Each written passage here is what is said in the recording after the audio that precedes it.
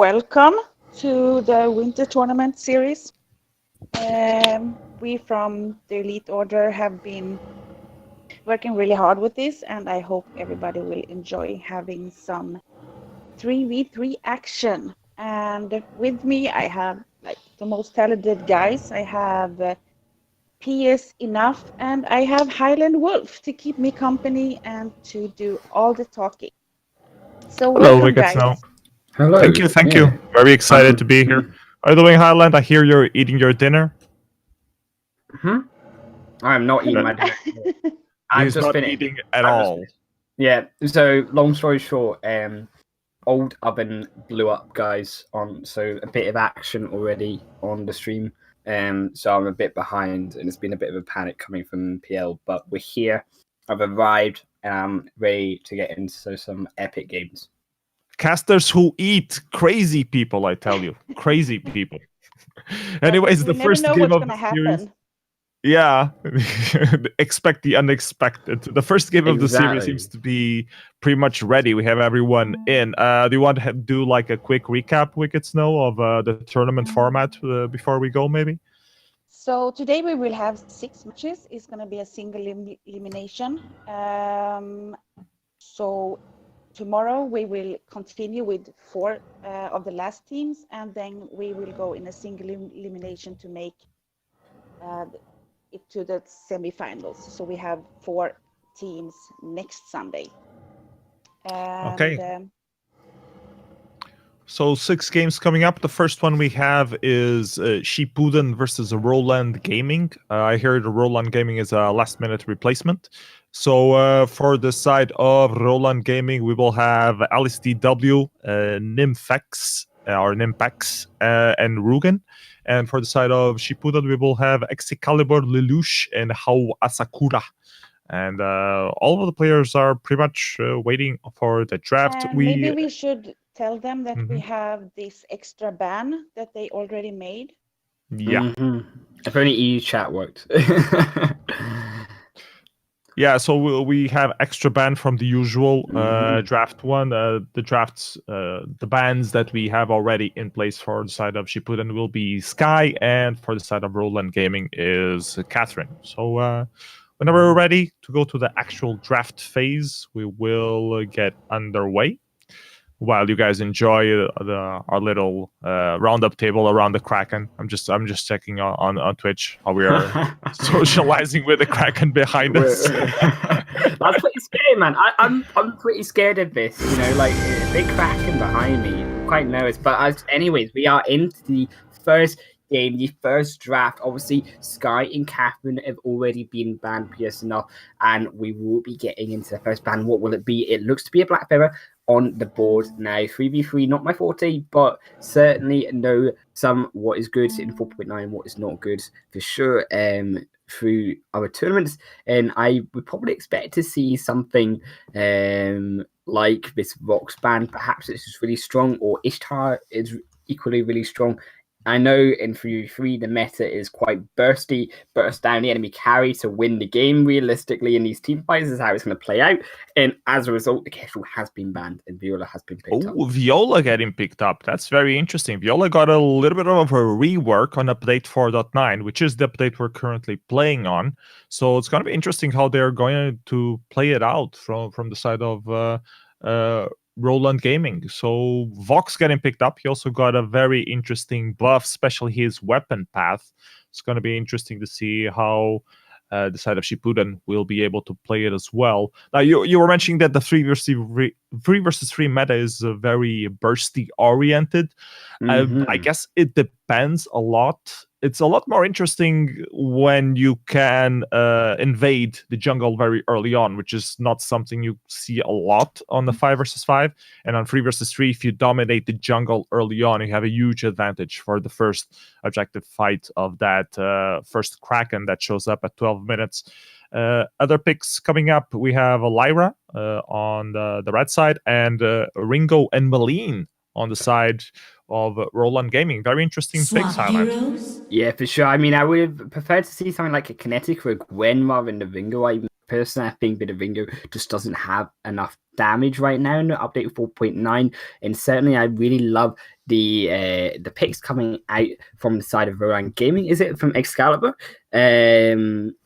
Who have the box, the Grumptool and this Lyra. It's a very good composition, and it allows the box to not only do damage but also be protected by the stuff from the Grumptool and also the Bulwark and the Portal to aid this box in helping to carry the game.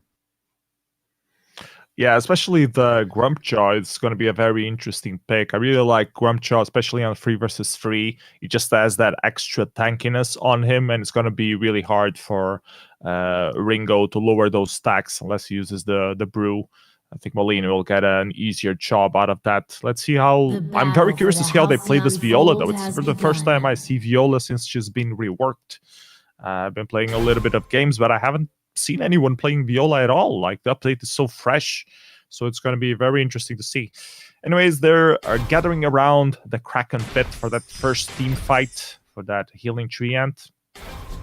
Let's see who's going to take it. I predict that Lelouch is going to dive in here. Yeah, he's going straight for the kill, hitting everyone. Already getting a bit low, needs to be careful. His teammate seems to be doing the back camps first. Yeah, we're looking at this invading really well played from the side of Rudin and Nimpex and Alice to W, just to really zone out the side of House Fury and Lelouch as well, just making sure they can't contest this mid treant, which is always the first place to go in a 3v3. Interestingly enough, the lane hasn't even been entered yet. PS enough, we still see now a heavy anti-rotation here from the side of Roland Gaming, who are looking to really engage on the enemy jungle. Grumpjaw there managing to secure one back. Excalibur needs to be careful there. Needs to back off. Grumpjaw now also has to back off, but it will still try to take that last minion, not quite make it, and now gets rooted by the Maline. This might be first kill here on Lelouch. First blood for sure. Will go over to the Ringo. Obviously, Alice just making sure that goes over to the carry, which is well played there. Harris secure just has to be careful as well. Now going to be running away, but perhaps will be the next target. Will manage to use the sigil there just to get an extra bit of a speed boost buff and manage to dodge that one on there in the box. Just roots it up, and that's going to be face the check going the down. bush. That's pro tip right there. Don't face check the bush. Excalibur playing with his life. It's a very dead box. And 2 kills to 0 already on the Alcyon Fold here. Now just back to farming as usual. Lelouch stealing those back camps though. Grumpjaw has some early game advantage, especially when he gets his first item up. Usually people go either for the Poison Shiv or for the Storm Crown. Lelouch seems to be going for the Storm Crown himself. A little bit of crystal power. Yeah, Storm Crown makes a lot of sense. It will actually be the Viola falling down.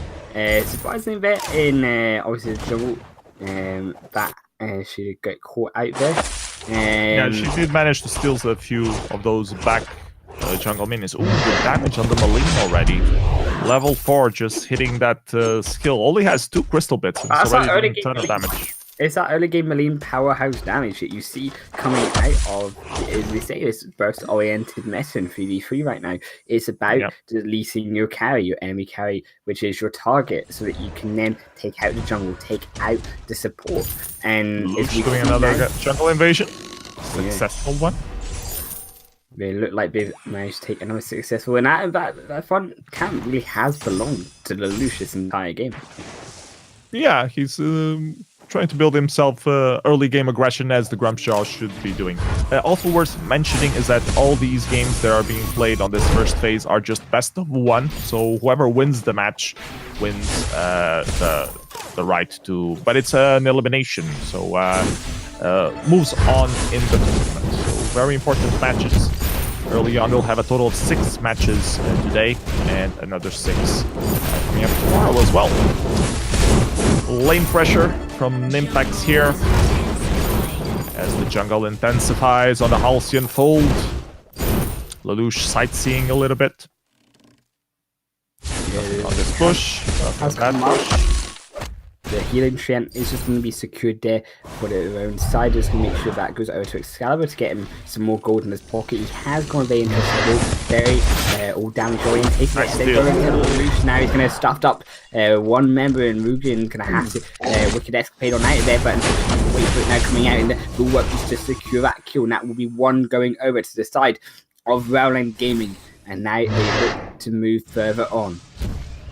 They can rotate to the lane now, put some pressure on. This Vox manages to wave clear. Meanwhile, the Ringo bought himself a Sorrow Blade and an Infusion, so expect some heavy weapon damage dealing coming up on the next few minutes. Sorry. Oh, got to apologise. It is actually going to be Rowland Gaming on the A side. I've been completely misinterpreting. It will be Shupidin on the right. Bit of my mistake there, but we will continue on with action. And we see that as the W tries to zone out, the Malina on the light ribbons has connected. Now they're looking to try to take down that first turret. PS, and they're going to surely do it. The bulwark's not going to be enough. Like they want to get Excalibur. Excalibur's now going to be in, but Lucius found out Lucian on the backside. They are going to one kill there, and the Hellfire Boost connects into the box, but they will trade one kill. So Lyra falls down, the box can't come back in as he's too low. Nidbeck's now going to fall down. Wait for it, it's going to absolutely remove the box from the fight. And now Alice's W is the last one to survive. He's going to have to survive off of Lelouch. Does not have his stuff, no energy for it right now, and that will cost him just having to be forced back into his own side of the map. Lelouch being so oppressive here, took down the Malign, took down the Ringo. Not much the enemy team managed to do about it. He seems to be going for an Aftershock as his first item. So going for the Crystal build, and we'll leave Vox with a weapon build option. A Vox that has been buffed on this 4.9 to do more weapon damage. So curious to see how that will play out. Certainly, as we see just the lane getting pushed in there by the side of Shipton, they are just going to, for the side of Rowland Gaming, just take that farm up. We are on the farm, we're 45 on the box to 50 on the Ringo in the gold lead right now, looking dead even at 6.5 minutes into the game. So really nothing else in terms of the lead for our team, but we are only very early into the game. Apart from the first turn, obviously Turret First Blood has gone over to the side of Rowland Gaming, and they will have more areas in the map to move around as a result of this. This is the part of the game where everyone is careful about not to make a bad team fight. They will lose some gold. So I have to engage here. Lelouch coming on strong, going straight into Malign. Forced to use the Wicked Escapade to get away from there. Viola left behind. Grimjaw eating the Ringo, finishing up the Viola. And this seems that this team fight is going to go for the side of the red team. Yeah, Ringo died, and somehow the Malign managed to pick off that support. Fox also dangerously low, but the Malign overextends. Oh, the kill. And also dies in the end. Well played, Lelouch there. Definitely a deciding factor on that team fight. Definitely, Excalibur just has to be careful with that. It's coming out now. The Ringo has come back into lane. That was 2-1 for the side of Shipperton on that team fight there. They will just have to secure their back camps. I like that they're rotating the team members and they're making sure that Lelouch can't once again go round and steal away any back camps without being contested by the full team of Rowland Gaming. They will just remove the vision. Their vision's so important in 3v3, as we saw so early. Vox just walking into a bush and getting absolutely erased. You have to keep definitely. And on that regard, the side of the blue team has been doing a lot better job with Viola picking up that flare gun early on, which manages to give a little bit more vision advantage. Also, the side of the red team with Lyra does have that little perk that gives her a little bit of vision, but it's a bit of a waste on energy. So I might have another engagement coming up here. Wormjaw manages one. That Rugen has been hit. Now the Wicked Escapade going to be used to go back into the fight. And Index trying to fight back. The wait for it has been used. Going to find one on Melina. The Hellfire throw has been used as well. And the portal in very aggressive, but it will cost the Lyra's life. And now Ringo's getting stacked up, and now he's found one. But can he find two? Not quite, but he will find another one. And Viola's trying to find with a flare gun. Obviously, Excalibur has spotted Aizen, and Excalibur now going to turn the fight in. Unfortunately, with Drow's effect, won't be quick enough to put him to sleep, and it will be the Viola falling. Viola had the vision. Why the hell did she go into the bush and face check? Anyways, very weird team fight there. Lyra clearly overextending, going down into the crystal tree, and then manages to lose the team fight for their team. And Excalibur with a miracle win there in the end, or a miracle overturn. But the team fight seemed to be pretty much won for the side of Roland Gaming. We're reaching minute 10. Reminded that the Kraken will wake up around 12. So this next team fight will be especially important. Time to finish up your builds, get those infusions ready for the big showdown of the Kraken fight. Definitely, I mean, we see obviously the build now coming out, the Crucible and the Fountain have been used there for LSTW. She has managed to pull that up, and also that's slightly ahead of how Asakura's build is right now. The fight looks like it could break out though. The Lucian position very aggressively. They have no turrets to fall back against here. PS enough. Yeah, I'm curious how Viola will play on these engages. I mean, she has such a wide range of kit. What will she use to give her team a little bit of an extra advantage? Lyra prioritized the Crucible early on. She hasn't really been using it that much, not really needing it. I guess she's mostly waiting it for the Hellfire through, I guess. Even a lullaby from Viola, but there's not really much that they need to actually crucible out. Apart from the other side, LSTW is much more the onus is on them to actually crucible out. Obviously, the Volk's wait for it hasn't been successfully volked out yet in the game, and obviously the stuff is another ability that you need to be blocked. Otherwise, you lose a member of your. Might have another engagement coming out. Lyra going dangerously low. Grubjaw stepping in, putting down those stacks up. Viola is the one that's left a bit low. Needs to be careful. Dive in from the ground, trying to finish someone off, and then she manages up eating up Malene. She does have the Wicked Escapade to still get away though, which she uses. Now it's Ringo in the bad place in the lane. Excalibur doing the flank from the bot side, trying to get someone, not quite connecting. Lelouch wants a piece of this tower. Here comes a wild Lyra going into the fray, and Ringo ends up dying. They managed to do a trade there though, and this Grumjaw not quite able to finish anyone off besides that Ringo, and he's almost risking dying. He does die indeed. Adrian almost got them there. Lyra now going to be running for her life as Rugen hunts her down. Miss Melene looking for more blood, and that obviously there's another. Obviously they just can't find her. The sigil is just too great with the speed buff from the Lyra. They're not going to be able to find her quick enough. And Rugen and RSW are just going to have to try to settle for his barrier here. Here comes the Ringos, trying to pick someone off. A Wicked Escapade gets Malene into safety, but Viola doesn't have the same luck. So now the tables are turned, and we have a Kraken available to get started up. Aurelius Fox at the drop, not Ringo, obviously. My bad. I don't like this skin of Fox, where the echoes are very clearly marked when you list them, compared to other skins of Fox.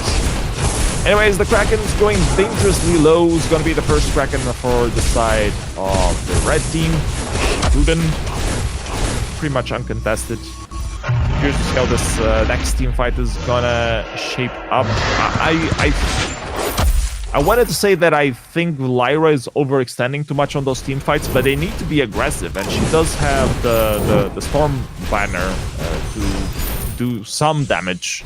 So it makes sense that she goes into the fray. You might have another team fight coming up. Lelouch diving in, Lyra also diving in. We'll see what happens. The Crucible popping up. Viola is one who gets eaten. Fountain gets popped. Vox repositions himself, but Valini's all over him, trying to finish him off. The barrier keeps him alive of that flask, and Lelouch dangerously low, needs to be careful. Here comes the over-aggressive Lyra once again. And nice Ringo. PS enough to do it. Now we just need to find a Lyra, as they are going to find this through the Ringo. The Citral's not going to be enough to get her away this time. It will be triple kill for the Ringo, and it's going to be an ace as the Kraken storms down on their base. That will be the turret going down. That's turret push for the side of Shippuden there on that Kraken push. And that's just well played for them. Even though they did lose their life, the Kraken is a big enough target for them. By the time they respawn, nothing they can take for the side of Roland Gaming while the enemies are down. Very nice reversal there on the team fight. I don't know what's missing on the side of Shippuden to finish up those team fights. I'm thinking that the Grumpjaw would need to be doing more attack damage, maybe. Once the Grumpjaw goes in, right? Like you can't. Once you go in, you can't disengage. You can't disengage. Ooh, Vox getting caught off ground. Now, Vox should have gonna almost died. Crucible has been popped, or it has been used, but it's already dead. Now, PS enough, and that's gonna be one falling. And now Lelouch has to use the Citral to get away. The portal well played there to get him out into safety. Lelouch has to be careful. Very aggressive portals now coming in. Minions are on the turret, PS enough, so that will be one going down. The Kraken is not up yet, but they will look for a Crystal Sentry. And Crystal Sentries gives so much advantage now on 3 versus 3. It gives you that extra burst of damage. It's just an immense buff to get. The main problem there was Vox face checking the bush again. And now they're going for the sneaky play. They're hiding this bush. Let's see if anyone falls for it. They've not been sussed out yet. The fight could engage. They've now released a vision there, and they do know what is going on. The Kraken has just come back on to the House of Gold. And now Mascure has to be his deck. So they're looking like they want to push this lane back out. They look like they want to push the pressure. Ooh, they might be back on getting caught out here. Rowling Gaming. They look like they want another turret. They're going for it. They're chasing him down, but it's too fast. It's still doing the minions. The fight has come out. Wait for it. Has several what's already used. Yes, enough. The fight continues. Lullaby is not going to land on anyone as it is not back off of their 45 seconds. He then 49. Now Vainglory looking like he's going to be pulled off the back line. Ronto can't quite finish him off. Lullaby once again used. I would prefer to see a distance there, but it doesn't matter. As now Rujin is going to hopefully try to find the Lyra in the back, but Vox still alive, manages to find a Ringo on the back. Now Alice, the next target, looking to find the second kill. Rujin there as well. How still running away. He's impossible to track down here, PS up, but finally they will take it down as Rujin. Treant saving Viola there from certain death. Excalibur once more though. 1 versus 3, I can do this. No problem. Oh, very aggressive. Perhaps it's a bait there.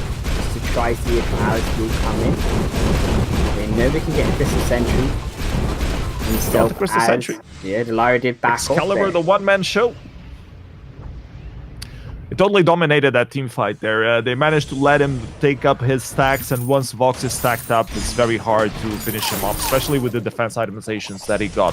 They've been focusing down on the Grumpjaw first, and I think that's a mistake. I think they should be focusing down on the Vox.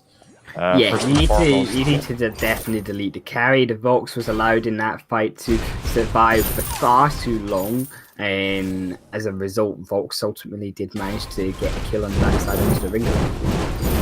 Might have another team fight coming up here. Viola face checking that bush. I like the itemization on Viola a bit better. That little what's it called? Rook's Decree gives him an extra barrier, which is very good, especially when she has also the capacitor plate. So that really helps out on those team fights. It gives an extra little barrier to your team that your opponent team is not having. The vision is there. Wait for it. Has been used. Bulwark also used. Lullaby has been used. They're not going to put him to sleep. The Bulwark has come out on the box. Still going in. He's still alive. Yes, enough. The stuff has come up on something that's probably won. And now it's going to take her out the fight. They're going to just kill off Rujin now. Excalibur's still alive. Wicked Escape goes back down, but not going to be for long, surely, as they do cut off Rujin's escape. As he can still get away from this one. Excalibur has been turned away by Alice. Can't quite finish him off. Rujin will actually manage to survive with the help of the rotations from Viola there, but the healing Treant will still go over to the Grumpjaw and it'll just start the Kraken. Wicked Escapade is so useful to get away from these team fights once they are lost. But once again, they didn't focus the Vox and just let them stack up. Let's see if they do a better job here. Vox already stacked up, so a little bit too late. Doesn't look like they'll find a kill there right now, but how You get Lyra caught a bit out. Can't quite find a steal, but Lyra has gone down. The portal there is just going to actually help the enemy teams. And actually, Fox actually using the escape is not going to be enough, as unfortunately the portal ended up actually killing the Vox. As it did allow the allies there to jump straight on top. Lush needs to be careful here. They just want to end the game, perhaps. PS enough is they want this final kill. Their time is not long enough. Just trying to put him into the base. Can he reach it? Yes, he can. Reach it. Oh, it's not enough. Yeah. Bring the enemy to the base and the rest of the team as well. Base Rish this time. The Kraken's not fast enough, so I think this game will go for the side of Roland Gaming. But very close matchup this one was. Very impressed with both teams here. Doing a lot of good work. The victory goes in the end to the side of Roland Gaming. Well played there. Nimpex, Rugen, and Alice TW taking the win against Excalibur, Lelouch, and Hao Hasakura. Definitely just well played for the side of Roland Gaming. Yeah, and smart plays not to get distracted by the Kraken at the end, just to go for the game-ending push. Obviously, Lyra is not a threat, and with the staggered death timers on both the Lyra and the Vox, it meant that they were allowed to just burst down that Grump Jaw 3 members on the turret and just finish the game. I find curious that Lelouch went for the Grump Jaw without the Storm Crown. I would have kept the Storm Crown if I was going the CT path, but he decided to go for the Frostburn instead and some utility, which is smart, trying to protect the Vox, and it worked pretty well in a lot of the team plays. It was really bad mistake on that last team fight for the Kraken that cost them the game. So I played both teams. And we're going to be moving on to the next game of the series. Let me take a look at what that will be. Real quick at the schedule. Next game up will be White Umbra versus LYTB. Let's take a look at what players are in those teams. White Umbra playing with Vissen, Asatu Games, Waja 3000, and Emilius 3000. Double 3000. And LYTB is going to be playing with The Miracle, Helix, Kongamonga, and Gliding Vampire. So let's see if the players are ready for this next fight already. Yeah. Wicked Snow White, you want to add something to the game? Were you following it? Of course I was following it. It's like intense gameplay. I'm really impressed, and it was a good fight. Like I had like strong beliefs for the red team there for a long while, but in the end it goes fast in 3v3. It's not as as 5v5. Very good initial fight for this tournament. I'm really impressed. See if we can get these guys in. Yep, let's see if we get it on. Highland Wolf, anything to add about this next team coming up? I don't particularly know any of these players. I know that Lelouch, bad day today in terms of the competitions, was in the Maxman Premier League earlier today, but certainly looks like an interesting match. I do actually think I remember Gliding Vampire is in the top 100 EU, I believe. So I definitely think that perhaps it's just going to depend on the draft. I think that despite the fact they had this really strong draft, and I thought that obviously the side of Lelouch's team were going to win, it did actually go to Valorant Gaming, and well played to them for this Ringo as well. Played so well in the positioning and not allowing him to get too caught down too fast, which allowed the Malign then to output enough damage into the team fight before it was over. And definitely well played to Birlo as well. Malign is such a broken hero as well, especially in 3 versus 3. You have so much room to maneuver that you can really a smaller map. re-engage and stuff like that really gives you a little extra edge to go into the team fight, get away from the team fight, stun someone. Your kit is so extensive that you can do a lot of things, but you need to be a skillful player. So well played there from the side of Rugen. Was Rugen on the Marine, right? I'm in yes, doubt it now. was. Yeah.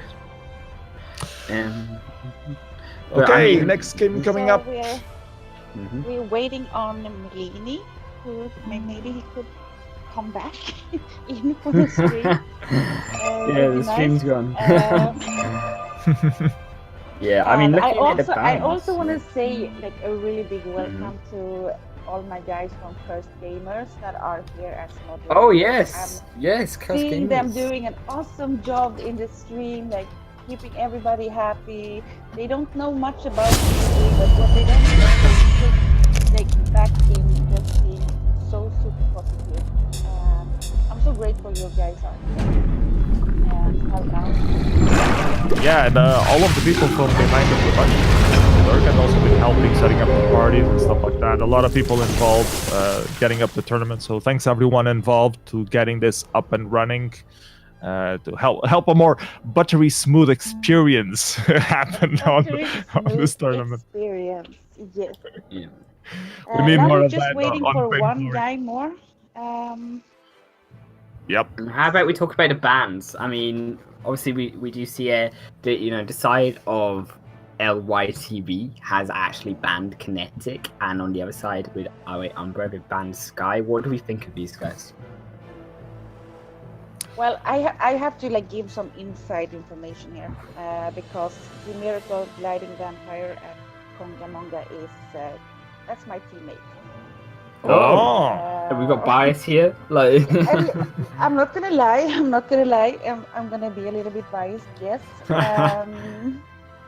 Of course, I wish both teams like the best of luck, but these guys can pull up feet that is just amazing. They surprise me every day in good ways. In good well, ways. they can surprise you again tonight. Wicked, and we'll win. Surely, we'll pray for a win, Wicked, for your team. But we'll have to see. Nevertheless, I wish the other team best of luck, and I'm really grateful that everybody's here. And I will start up the game and leave it to you two guys to comment this. Thank you. We should get the game underway. We already have the members. I'm just checking the bans. Apparently, it's Kinetic and Sky that's gonna get the band up. I think Kinetic is a good ban, and Sky as well. Sky is so oppressive on 3 versus 3 as we are entering the draft for the second game on the tournament. Sky is so oppressive on 3 versus 3, especially if you play it well early on. Just do a jungle invade, double crystal bits. Just becomes so oppressive, and if you manage to get one of those first minions, you scale up to level 2 faster, and then you're just having constant level advantage, which is great to do those jungle invades. So very curious to see. Well, we won't see her on this game, obviously, since she's been banned away. The other band that's coming up is Ishtar. So let's see what the side of LYTB decides to ban. They go for the Churnwalker. Very interesting band there, prioritizing the captain. Highland, what do you think about these bans? I honestly think the bans are not surprising. I do expect to see Vox picked first. I think Vox coming 4.9 with obviously the basic attack damage. Now scaling makes CP Vox really strong, but also weapon power Vox to ratios on his Zonic Zoom have been buffed as well. Finn and Grumpjaw. Personally, I think this is a bad idea to go Finn and Grumpjaw into a Vox. It's going to allow Vox to use his resonance to bounce the damage off Finn really easily as a really tanky frontliner onto the backline if they choose to pick as their final pick for the team. Arden also picked up here and will be able to help Vox with the Vanguard and the Gauntlets to zone away any possible fights. Yeah, Finn will definitely need to keep his distance away.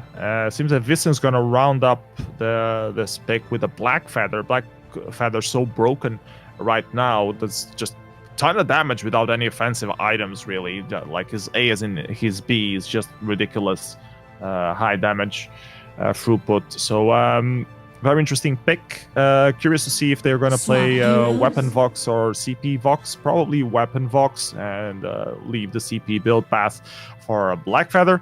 And round up the composition from the side of LYTB, we have the Celeste, which she got a little bit of a love on the latest update, so she's back in command. I'm not sure that's the best pick against a Black Feather, though. Black Feather is a dive hero, so it's really gonna burst her down. So very curious to see how these team fights play out, Highland. Exactly. I mean, who do you think PS enough has the better draft comp here? And I'm going to ask this because I think it's the side of the A team. I think I think they have they can dive and they can also protect a bit better. If they keep kiting, Vox will round up those stacks and they will keep doing poke damage with Black Feather, so they will be all right. They can get back if Grumpjaw is diving upon them and maybe survive for a little while longer. And if Celeste doesn't pick up with the rest of the fight, I think they will be able to turn it around and kill Grumpjaw and then proceed to Finn and Celeste. But on the other hand, if there's a good forced accord forcing Vox into the fray, he might get deleted real fast, and then it's anyone's game if Black Feather can finish up some kills or not. Anyways, the early jungle invade coming up. Yeah, certainly. They're just looking at each other. Oh, whoa. Maybe a disconnect. Yep. Yeah. I don't. Yeah. It looks like they surrendered. Yeah. I think one of them disconnected or something. Looks like, unfortunately, a disconnection. I mean, you are obviously responsible for your own connection. So we will have to get back into the game, unfortunately. Otherwise, one of the teams. Sato is saying on chat that he was supposed to be Vox. They forgot to swap the games. That really? The draft bugged. So I mean, let's swap that. That sounds a bit dodgy. I think you have plenty of time to swap. It bugged. It bugged. It crashed. We can't tell, man. We can't tell. But yeah, a bit unfortunate. But we'll continue on. It will be the same picks and bans, guys. Moving into the second game, we'll just have to get right back into it. With some more action. I think it's legit. So let's wait and see. Same draft, obviously. I don't mean it's not legit. It's just a bit unfortunate. But we'll get back in. Yeah, do expect the same bans here. As the Ishtar and the Chermog have been banned out. And we're looking for the Vox and then the Finn. And the Grumpjaw followed by the Arden. No, this Swap one. heroes. There we go. We're so busy selecting the skins that they forgot to swap the hero. Yeah, the skins look pretty epic, man. I mean, priority, man. You need to select your skin properly. Yeah, I mean, yeah, you need to have priorities in life. Mm-hmm. Got to love that winter Vox skin. You know, Vox and nice. We do see, obviously, the second game. It will be for the side of White Umbra. It will be the Sato Games and Emilix 3000 versus LYTB on Konga Monga, Gliding Vampire, Andy Miracle, Wicked, Hopes and Dreams in this team. Konga Monga. Such a nice nickname. And also a nice, Grumpjaw skin. That's pretty sweet Grumpjaw skin. Lapdog Grumpjaw. I'd dig that one. I would prefer if it had the Santa hat, of course, instead of the halo, because it is the almost December already. Celeste has the hat, so she's legit, but the rest of the characters are somewhat lacking in that regard. Here comes a jungle invade early on, scattering the team of White Umbra.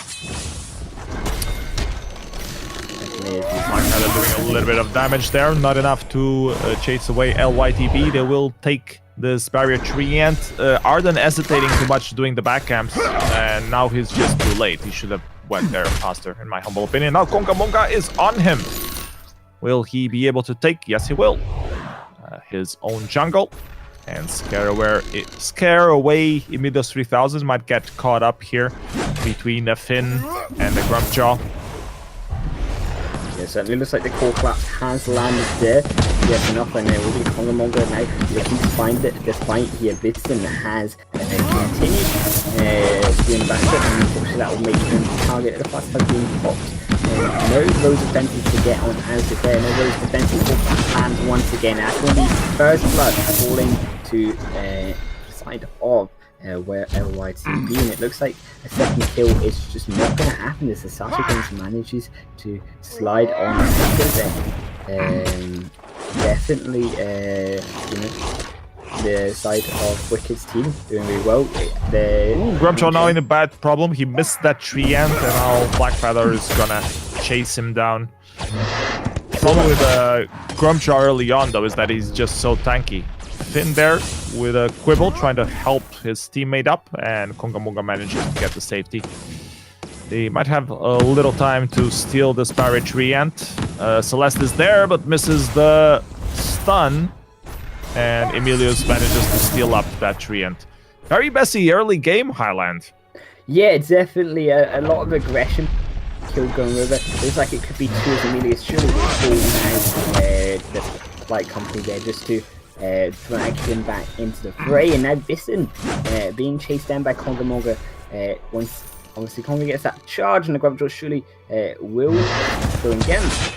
Will manage to find that guilt, and that will be Blackfeather falling. And now Konga Monga is going to look to steal that Treant. He will manage to get back, and Blinded Vampire going to take the front camp as well. So Emilios really struggling to defend his team here. It's going to be up to Sato Games to in the lane, I think, but to really put the pressure back onto the side of LYTP, because the jungle certainly isn't looking good. Yeah, but at the same time, they are taking over the lane. The Sato Games putting down some pressure there, denying a lot of farm to Celeste early on. So it kind of compensates a little bit. And as we know, Grumpjaw is better early in the game. He's gonna fall down in the later part of the game, where Blackfeather really starts coming online and becoming pretty much unkillable. If he does his itemizations properly. So very curious to see how this game will progress. I do think that the side of White Umbra will have a better late game than they are having right now. Already 3 kills down and 1k gold behind. We have another engage coming up in the bottom. Highland. Yeah, obviously Gliding Vampire only level 5, so aggressive with base attacks from Celeste. Very surprising to see, but it looks like this has might be enough more in but double pull back will manage to find on this. Has been popped. Yes, another in the Sasha Games now trying to fight there. Will manage to find Celeste on the backline, but he will perhaps fall. Not if he can actually be saved by his teammates here, which he will. And Konga Monga's gonna have to be careful. And Andy Miracle joins the fight, was not in that fight, unfortunately, that resulted in losing the fight company going to tack on to 1, but no force to call there, is only level 5. Quibble going to land on Emilios, lots of low health bars, but not going to fight anyone. Almost dying there from a hit, but the barriers. Have to be careful. Solar Storm just missing there, and now it's Arden that's in trouble against a stacked up now it looks like a mistake. These team fights are so silly. Yeah, I mean, that was an overextension there from Visson. He has to respect that he was not going to get the kill shot in front of all 3 members. Now, very easy to take that one kill up. I think definitely a couple of mistakes. Oh, force the guard onto Fox, and it's a kill. Well played, Finn there. The Miracle taking advantage of his ultimate coming online, finishing up that Vox there. And now this turret is probably going to go down. It didn't have to hit Emilios there. Will result in the turret aggro, putting him low and now. We're in a bad place now. Let's be careful. Be careful, because he does do a lot of damage, so Gliding Vampire is here. They do have minions pushing into the turret, but he's not going to look to try to take this first time. And these Finn hits are doing extra damage because he did build some crystal itemization, especially to do that extra damage, which is very smart early game. Does a lot of damage to these squishier heroes. it's just a crystal thing. Yeah. Who needs support? I mean, it is dangerous to go both CP though on the Celeste and the Miracle. I think if we do end up getting to the late game, if we do spy that one out on the side of White Umbra, they will buy shield items, and unfortunately Finn's going to really struggle as a result of that. Kongamonga as a support, I would have loved to see Finn to honest with support. I don't think it's going to work too well for the Miracle being full CP, but it is definitely providing Box overextending a little bit here. And now with He gets eaten up, and it's going to be a very dead box in the belly of the Grumpjaw. The turret wants a piece of that as well. And the kill edge goes up to Celeste, which is weird. Taking opportunity to get some of these jungle, maybe a crystal sentry, while he loses his own sentry in the lane. Yeah, just trading objectives. Bit of a strange trade. I mean, they were definitely going to lose that first fight, so going to the crystal sentry does make sense. I think we're just trying to make the most of what they've got right now. They are certainly behind, and obviously 16,000 goals, 13,000 for 7 minutes. That's about 3,000 goal deficit, and they are straight down, 6 kills down as well. They traded crystal sentries though. LYTB rotating there. So that's a negative trade. Yeah, I mean, better get a crystal sentry than lose a turret and a sentry and just be behind. So at least Vissing got one. Exactly. It's a bit overextended here. Let's see what happens with the reversal. Grumpjaw going in, tries to get a hit on that Black Feather. The ultimate from Arden securing a stun onto Celeste, not enough to really finish them off. Come in, so this one's gonna go wide. Arden just managed to dodge that one out. The Guardian Vampire looking like he wants more. The Helogenesis 100. See, to do too much damage just now. We need to spell fire on to Guardian Vampire. Just have to get more items. He's looking at about 1,200 gold PS enough to. Something has to go in shop soon. Yeah, the Miracle's still buying more crystal. I think he really should be doing some defensive itemizations at this point. But apparently, actually, if you take a look at Grumpjaw's build, he's going pretty much defensive. So he already did a fountain, and now he's probably doing a crucible. So maybe that's their secret technique. They're using Grumpjaw as a support instead of the Finn. Which might be interesting. It might be like double supporting the Celeste. Fight for the gold miner here. Goes up on the side of the blue team, and Blackheart trying to finish that Celeste off, not quite able to finish off. She does manage to pick off the kill. Finn wants some retribution, just gets a mortal wound. And Kongamonga forced to call back. Nice engage from the side of blue team here. Blackfeather manages to dive onto that Celeste and do the reverse Highland. Yeah, I mean, that was just a steal there for the side of White Umbra onto that Crystal Miner. Very aggressive for the side of LYTB to start that, and unfortunately, because they lost that, they lost the team fight. The damage has been done thanks to the objective onto the likes of the Celeste and the Miracle. I think they need these two support, so we perhaps need Kongamonga. I think it would have been much better for Kongamonga to be that weapon power. I think that would have worked a lot better than having the Miracle as a second crystal hero. Like I think is going with a poison shiv and a spell sword. I think would have been better. And use the Finn as a proper support. Yeah, I mean, you have to play seriously. These are elimination matches, and I just don't think that these builds have been thought through. This is serious. This is serious business. You just don't understand the art of Finn, of CP Finn. Of CP Finn. I'll try it out as my main support. How it works. I might be proven wrong. Both of them do have those mortal wound itemizations, so I don't know how well that's going to work out for them. They shouldn't be more bursty instead of mortal wound. You have another engage coming up, but I think they're going to disengage. Grumpjaw with frontlining, losing those stacks. Blackfeather going in and out, not quite connecting those on points. Last ones to go back home. Also not connecting those Heliogenesis, so damage back and forth. Now connecting one with Blackfeather and Holy Nova. A big damage dealer from Finn there. Solar Storm not quite hitting anyone though.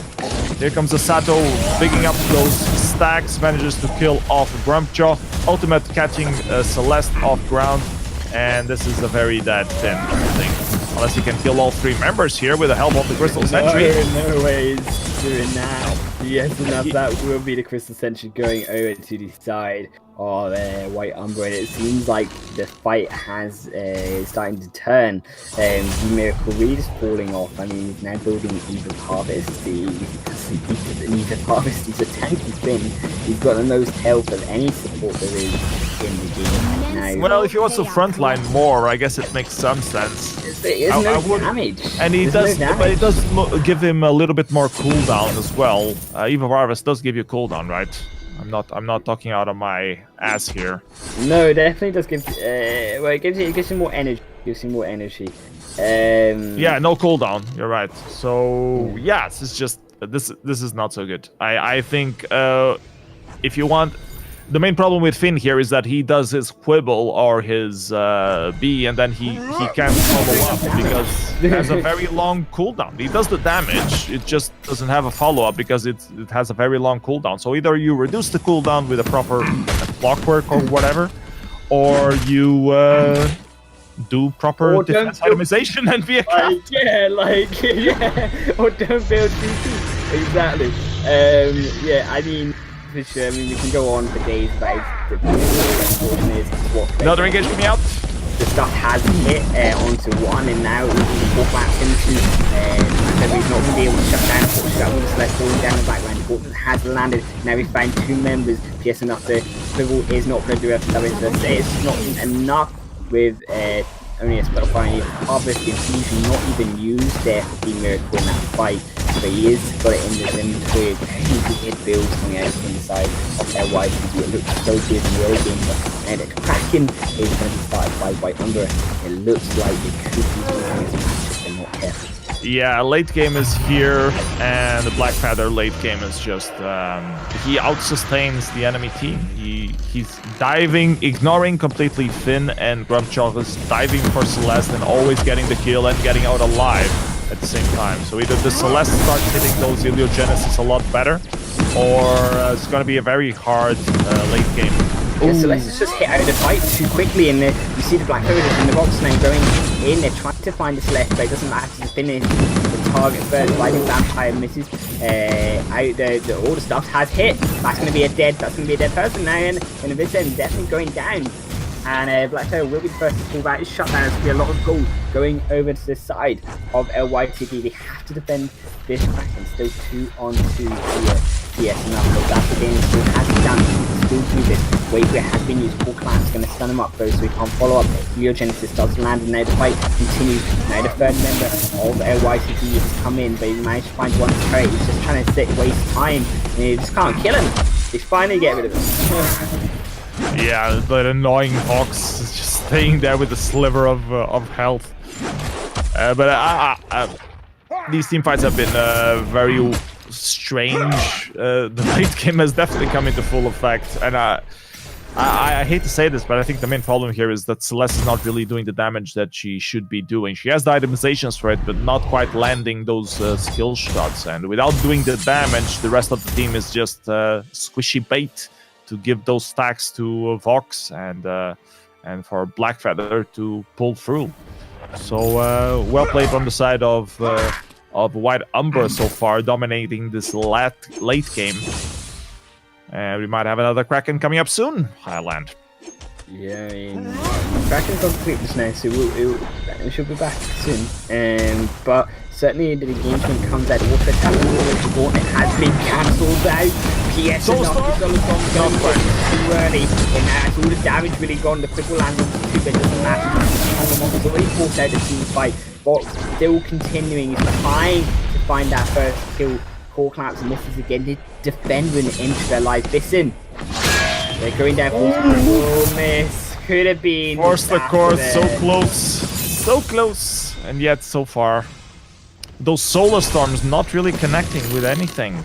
No, which is like a shame. had that they could really change the team fight. Yeah, had that solar storm landed, Listen would have been dead for sure. And yeah, possibly even what was it, Sasso games as well. Like they could have done so much more damage, and you see all these low health bars. If an ability such as the Soulstorm lands all that damage, that's when you can start getting those kills. And Gliding Vampire needs to be careful when they're using him, because he's using them a bit too early, and it's costing him that massive team-wide. He's afraid of getting wiped out before he has the time to use it, so he wants to use it on, but it's not quite connecting. Machine gun those abilities.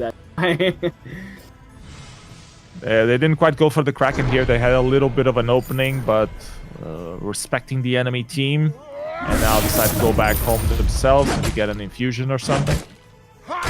And definitely, we're about 16.5 minutes into the game, 5,000 gold in the league. Gliding Vampire, you can use the Solar Storm now. Yeah! Yes! Oh, only clipping Vox with that bash, getting away from the Solar Storm. But well played. He was having the same thought that I was. I mean, catching them off guard. Yeah, you're not going to kill off a full health Fox, but certainly puts him out the team fight and forces him to go back, which could allow them to then take the pressure onto Kraken. Vincent has bought a Celestial Shroud there. That will make him very tanky, and this is what we talk about. They build both CP, and that just says thank you very much. Just build a Celestial Shroud and you can't kill me anymore. Yeah, it's going to be very hard to kill that Black Feather when both of the enemy damage dealers are CP, and he has that CP defense itemization. Vincent has managed to Celestial Shrouds. Little trading back and forth, pushing this lane on.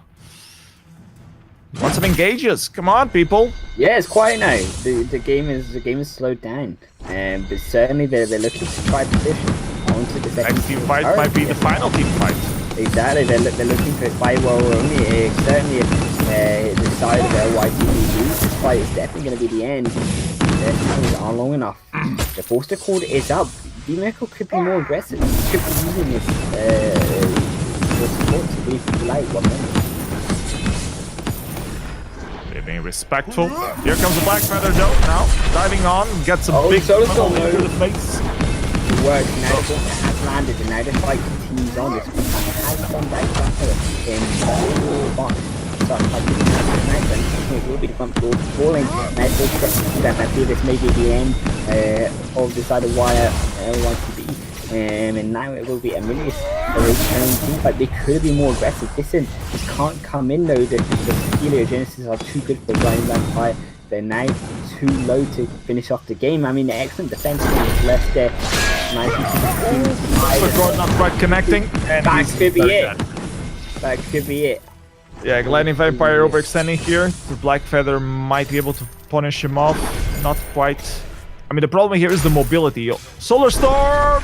Not quite hitting anyone. Rose offensive. Rose offensive there. Avoiding it. The mobility on the side of White Umbra is just so strong. Both Fox with the dash and Rose's offensive from Black Feather always manages to keep them slightly away from those Heliogenesis, from those Solar Storms, and that's been giving them the advantage on these team fights.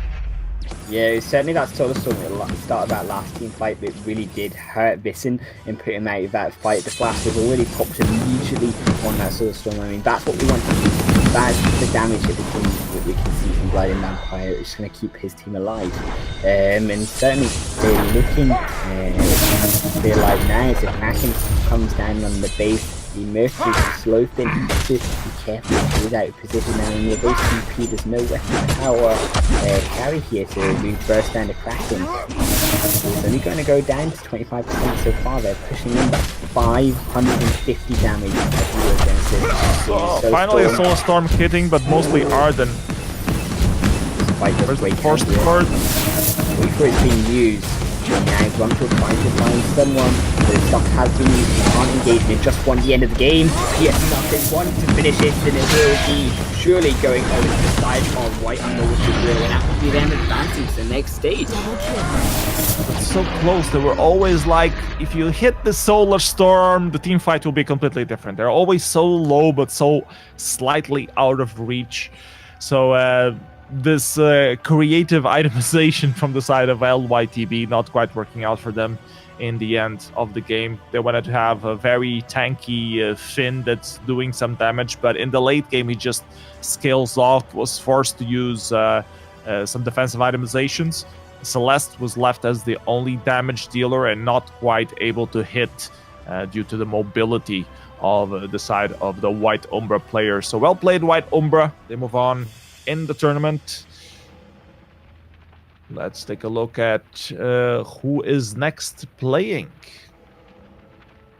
Yes, Next, certainly. we have Powerpuff Girls Ooh. and Oh, Powerpuff Girls. I love Powerpuff Girls. See, I know this team, Powerpuff Girls. I think if it is the people that you know are that I'm thinking of, it could be a very good match. Tox Armada. I'm pretty sure that is going to be Oscuri and Suki and Valhalla and Fez. And it will be Blossom, Bubbles, Buttercup, and Milkshake Box on the side of Powerpuff Girls. Tox Armada got nothing against Bubbles, yo. They got nothing against this team. I mean, they all have, you know, these dashes beside them, these hyphens. You know, that's the real Because they're so skill fast. They're so blazing fast. Yeah, they leave that's dashes the behind them. skill. It's in the usernames. That's where the skill comes from in the game. Anyways, we have the draft coming up soon. Blossom, Bubbles, and I think already you need to restart. And Oh, I do. Oh no. oh yes. Have you tried turning it off and on again? Yeah, Usually I'll turn it helps. off and on again. Whoa, we avoiding the Vainglory bugs. I'll just blame it on the bugs. Yeah, but we will be getting into our third match of the night. Obviously, Powerpuff Girls versus Tox Armada, folks. It's certainly going to be an epic matchup. In Oscuri, perhaps decided, you know, Tox Armada favourites to win the tournament. They definitely do have a stacked roster, so it'll be interesting to see if Powerpuff Girls can take them down. Now we only need Team Elini to get back on here as well. Yeah, it's important to have a camera Yes, on the game. It's pretty nice, actually. But I think the tournament's been going all right so far. So Do we know the team bands? Like, did you guys check them out? Yeah, we do. I will check them out right now. So, for the Powerpuff Girl bands, we have Viola. And for Tox Armada, they have chosen to ban Vox. So, it will be Viola and Vox being banned out onto the third game. okay. So, then I think we're ready to start, guys. Oscuri was asked to be placed last, so if you can change that, Wicket. Of Boom. Yeah. Done. Okay. And we're ready for the next game of the mighty Powerpuff Girls against the mighty Toxic Armada. Can the toxicness invade the niceness of the Powerpuff Girls? Stay tuned to find out the next couple of seconds. I'm putting my money on the Powerpuff Girls. They're made of sugar and spice and everything Getting nice. A draft mode requirement not met. What? This Maybe. does not qualify for a draft mode. Who's too low? One in their member elo? has not Like- enough Who's unlocked enough Elo? heroes. Oh no! Uh-oh, someone. Put it on private, on without draft, maybe. No, because that will create you with 30,000 gold. It will have to be a draft. Who is this though? Who is this? So, We'll who have is to. this person? Yeah. Who is this person? I'm guessing it's a newer account, so it must be one of the Powerpuff Girls. Yeah, it will definitely be one of them because certainly the other ones definitely have enough heroes for sure. So we could do that. They get the other draft in private as well. And we do No, it without Private's the going to give him 30. So to begin with, we'll start with all the items. Well, we cannot. Yeah, change. I mean, for now, like, they definitely have someone there. Milkshake Fox as the sub. Is he available? Shit. Give us a couple of minutes to figure this out. Exactly. I mean, PS enough. While we're waiting now, what do you think of these bands? Right. What do you think of Viola and Vox? Well, Vox is definitely interesting because of the versatility that he has. He can both go CP and weapon. I think that's mostly why he's been so prioritized. Not just because he's good, but because he can flex between those two picks. And leaving the opening for the jungler to be whatever fits best against the enemy draft. But yeah, definitely bans against Sky, as we have been seeing Grumpjaw. We've been seeing a lot of Grumpjaw. And also somewhat successful. Those are my main ones. I haven't seen any Petal, which is curious because Petal is so dominating on 3 versus 3 if played well early game. So curious to see how that works out as well, if we will have any Petal being played or not. And we're still trying to figure out the issues with the joining. I think the best solution might be just to have people are asking if isn't it against the rules not to have enough heroes. I'm not sure. Maybe it is, maybe it's not. Yeah, I we kind certainly of expected everybody to have 40 Yeah, well, heroes, I think so we that's all did, probably to be my honest. bad. But you know, perhaps with their names, perhaps they've just decided to create a new account. Unfortunately, that will mean that they don't have enough heroes. But certainly, They all have access pass. Yeah. They're asking for 5 minutes. If we give them 5 minutes, we can talk about then certainly about the future games coming up, and we can talk about the previous games if you want to do that. I'm wondering if it's really the Powerpuff Girls who have the issue, or if it's one of the it's players definitely from the other team. power. It's definitely power. These guys, Valhalla, Oscary, are definitely not. They definitely have enough heroes. But I don't know if Tsuki's account has enough. Suki's definitely got enough because he was in MPL earlier today, so for sure he does. So it's Oscary for sure. I'm sure Oscary doesn't have all the heroes unlocked by now. He's only number 1 in EU. So, But it's really weird. If all of them have access paths, they should just be able to do this. Maybe try recreate the draft or restart the game. They say start again. They say we got in the chat from behind the scenes. We have a spooky voice saying that they'd forgotten all access for one account, so we'll just try again to get them in the game. Okay. We'll just try and get back in. Okay. Okay, so I will just restart the party then. Yeah.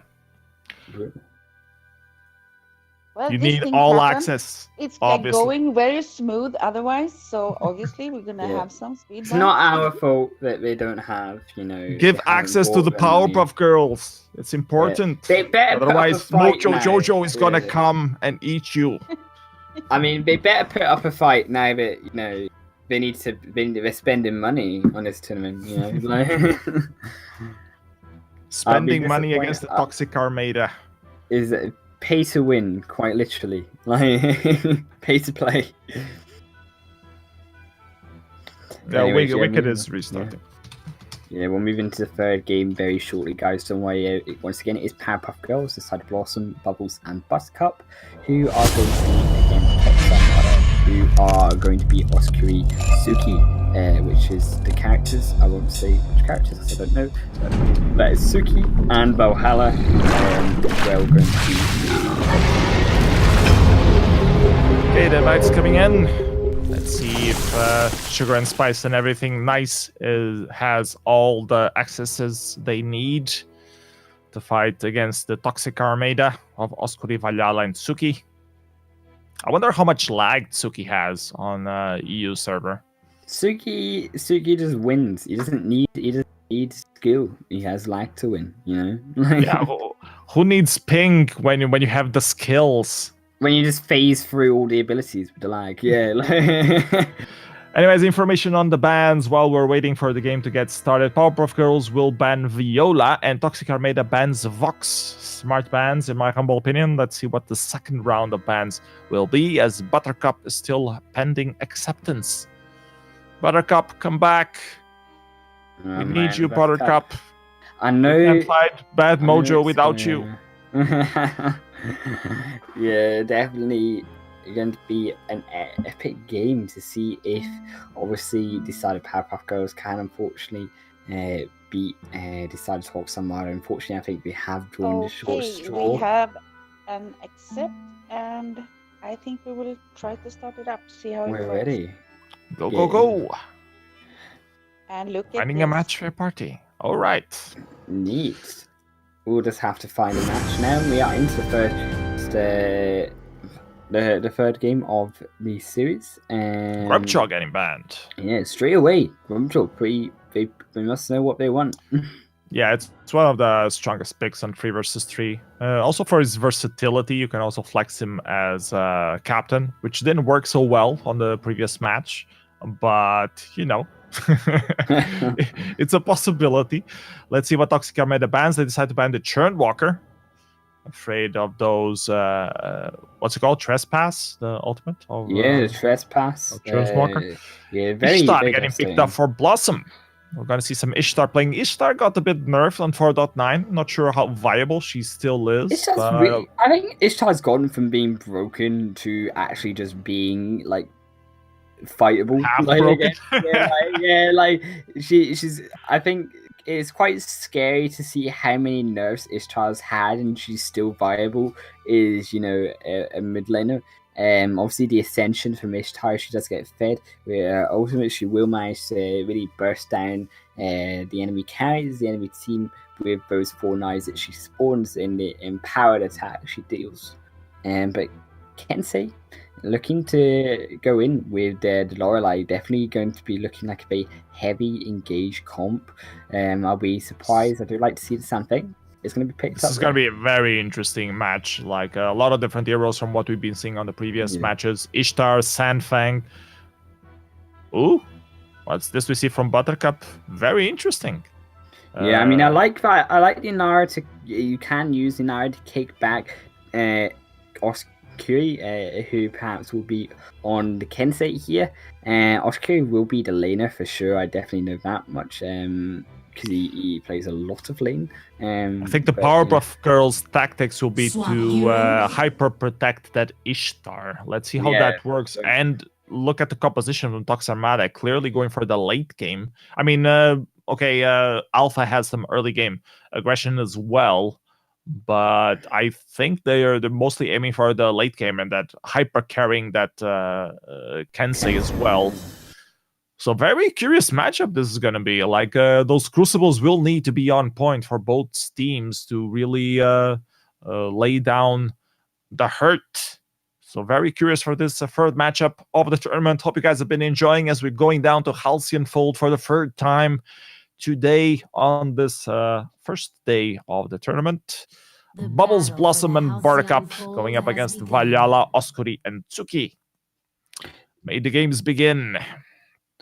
Yeah, I mean, certainly expect a rotation into the mid triad here, and we do look like we're going to see as they position themselves for the spawn of the mid triad in the shop. And looks like the side of Tox Armada just going to be careful, stay in the bush, and now the engagement comes in, they're looking to try to steal it away.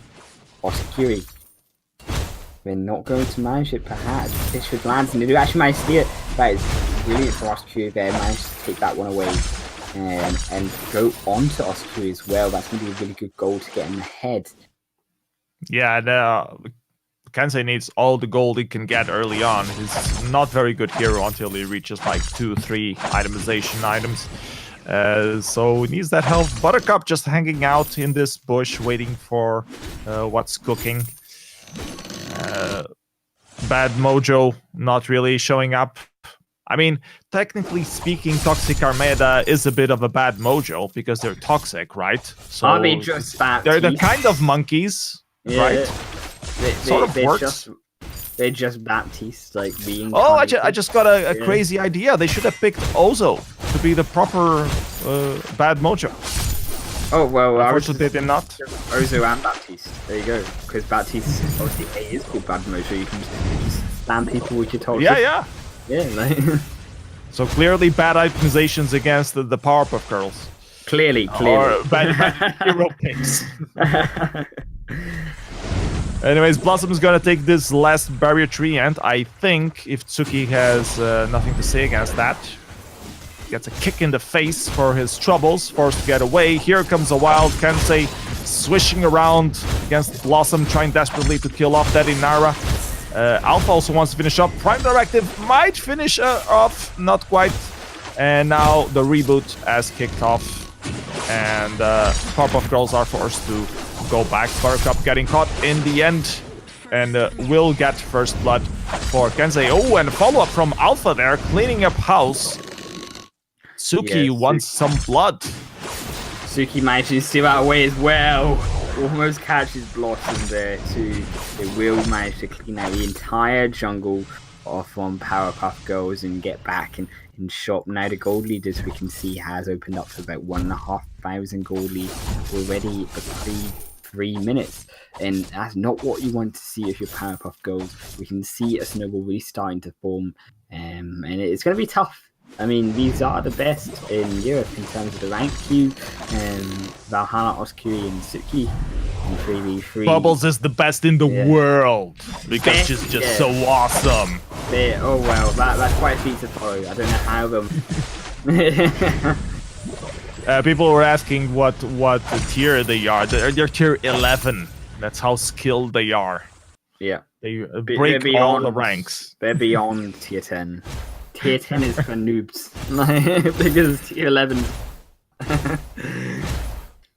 But in all honesty, we don't know who well, at least I don't know who the people are behind the Powerpuff Girls team, so I have no idea what tier they are. They might be high level, they might not, and just have great ideas on names for their team. They're just the Powerpuff Girls, that's who we know them as. They're just awesome. That's what matters. Don't forget you're great. Yeah, everyone is great, don't worry. And never forget that people on the stream. You're always great. Me successo, so it must be true. Anyways, Alpha reaching level 6 already.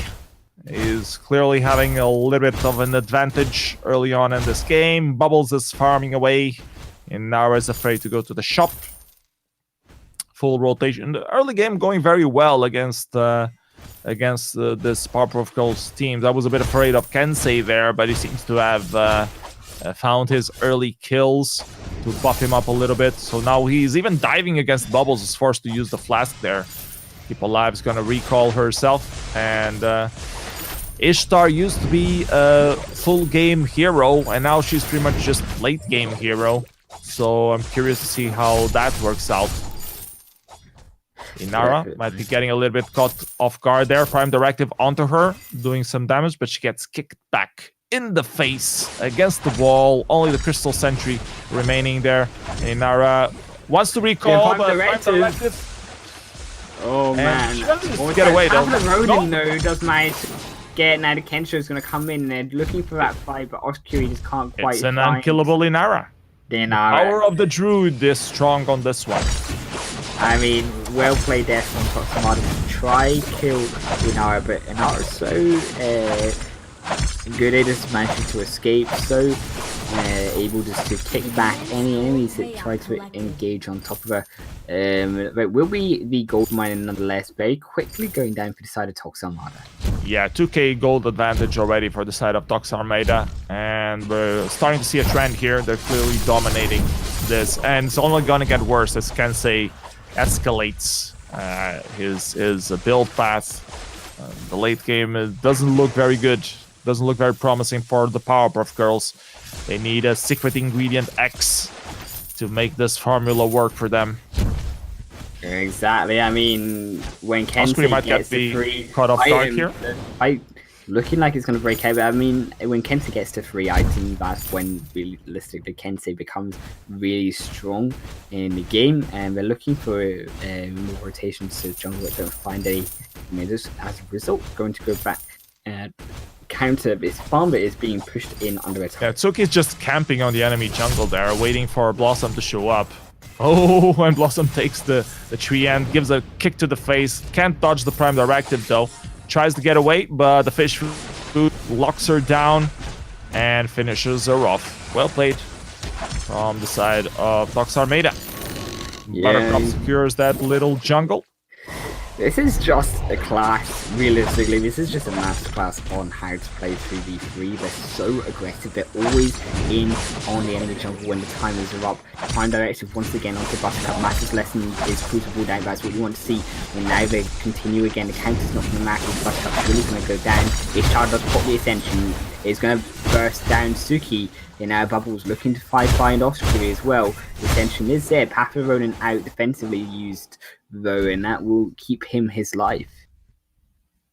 Bubbles is here to save the day. That extension on Ishtar overturning that team fight altogether. So well played. Bubbles defending Buttercup to the bitter end. And they might still have a foot in this game. I was getting a bit doubtful, but that Ishtar intervention on that team fight gave me some renewed hope that they might still be able to pull something off. We are 8 minutes in already, though. This gold miner starting to look a bit juicy, especially for Tsuki, which seems to be pretty uncontested on this jungle. Definitely, I mean, the jungle is just absolutely dominant for both sides of the lane. For the side of top, Suki's been doing a great job at really pressuring the jungle, even up to this 8-minute mark now. Suki almost trying to find the Sandfang over the wall with a prime directive, but doesn't find them there. Might have another team fight coming up here. Blossom wants a piece of this, tries to get into Valhalla, kicks 2 members in the face, and they will take the gold miner for themselves. But they are engaging DPS enough, and they look like they want to steal this away, and it will actually go over to the side of Top Armada as they now continue over it. Now Batsuki going in with the water wall does manage to successfully kill the Ishtar. That's going to be 2 members now. Just freezes an absolute wipe. PS enough from the board. They're just going to take the percent, who just going to take the turrets, and they're just going to completely snowball this game out now. 4,000 gold in the league. Yeah, Barprov Girls is really struggling to do something against this early game aggression. Tsuki on this alpha so dominant, and now with the Kensei starting to get online as well, it's even worse. So they managed to engage, but they can't really counter-engage, so they really need to be careful with the positioning on Ishtar. As another team fight breaks out, Sandfang forced to get out. Forced the front directive there. Oh man, the massive lesson landed, and that right, the Crucible did manage to secure 2 kills, 2 aggressive there from Suki and Osakiri going in. They thought they had it, but the massive lesson is still there for Buttercup to use, and unfortunately they're going to lose that team fight. That's going to be good goal to swing it back in favour for the Powerpuff Girls. So Blossom, very well played, goes into the jungle, gets that front camp, and now the gold lead slightly less, but still looking like 2,500, 3,000 gold in the lead still for this side of Tox Armada. Yeah, the prime directive into the side of the turrets without the reboot being online was a little bit too much for this alpha. But I think they still have advantage here if they have a team fight without the range of the turrets. They're starting up the gold miner, so they clearly want another team fight. Buttercup does have vision there and pops up a flask. Let's see who gets this gold miner. Goes for the side of the red team, and then engage coming up. Kensei going hard, trying to finish off one. It's Inara that goes down, and Ishtar goes down, everyone goes down. Just complete wipeout there. They seem to be able slightly to be able to kill someone off, but then the reversal, just Alpha so dominant, just cleaning everyone. You just can't deal with the damage that is coming out from this melee focused comp. You can't engage him on to the gold miner because you're going straight into a melee based composition, and that's what they want. And as the Ishtar and the Inara, you do not want to be in the range of this Alpha. You do not want to be in the range of Fury on this Kensei. And Bubbles looks like it's going to be burst down, but a Master's Lesson will save his life for now. Now the fish food is going to be used, and unfortunately will be the Sand Thing losing his life and just completely destroying the Powerpuff Girls here.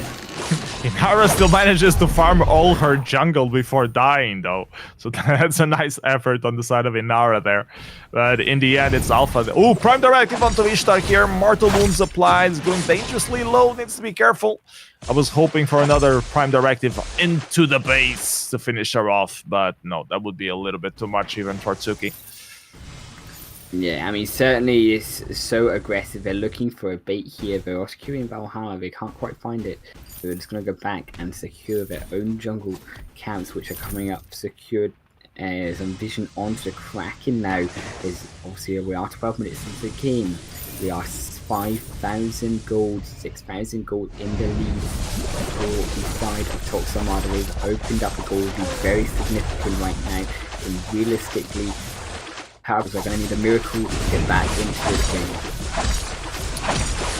Yeah, the late game is here. Kensei dominating. Alpha's snowballed properly. Another engage coming out. And Inara already way down. Is forced to use the kick to get away, jumping over the walls. Ishtar is there trying to do some damage. They do get the Kraken. Will they get the steam fight? Probably not. Ishtar forced to run away and leave Senfang to fend for himself.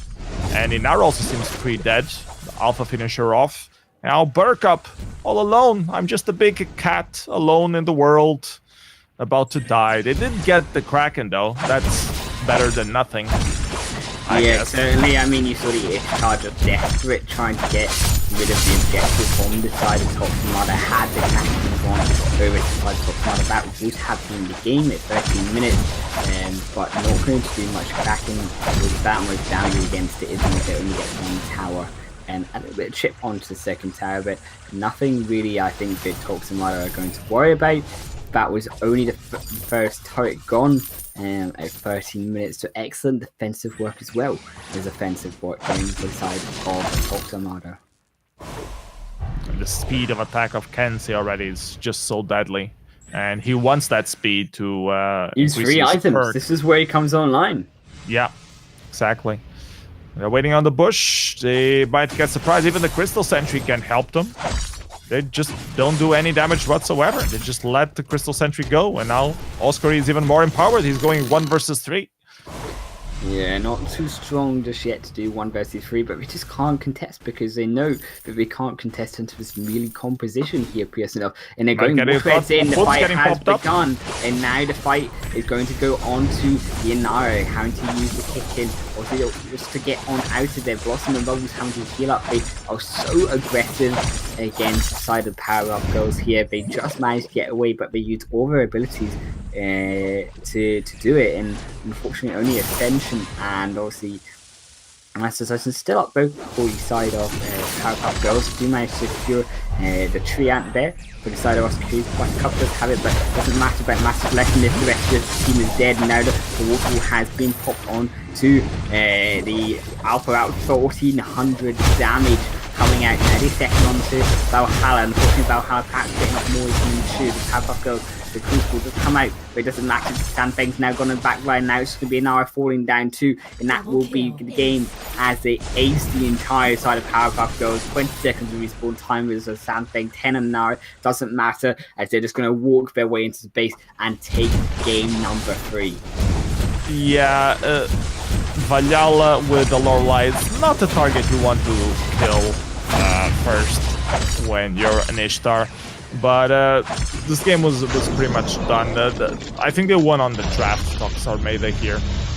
Nice effort from the Powerpuff Girls, though, playing it through until the very end. The very dominating performance from Tsuki on that jungle, and when Oscuri came online with all those Kensei items, it was just good night, sweet prince, as Maxman says. So, well played from both teams. Tox Armada moves on in the tournament. And let's see if we have teams ready for the next game of the matchup. Yeah, wicked. What did you think of that? We all know that Oscar and those guys would be like really hard. I don't know much about this how can I you don't watch Cartoon Network? Yeah, how can I not root for a girl team? It's like awesome. But yeah, I'm sad to see them be out, and they probably could have been like matched up with a little bit easier team, but that's not how it works. Yeah, it's a shame. Yeah, I think if they had been matched up right against like an easier team, I think probably they might have gone through to the next round. They did actually put up a good fight. They did put up a good fight. I have to give them that. it looked like they had a chance in the beginning. Each starter is strong.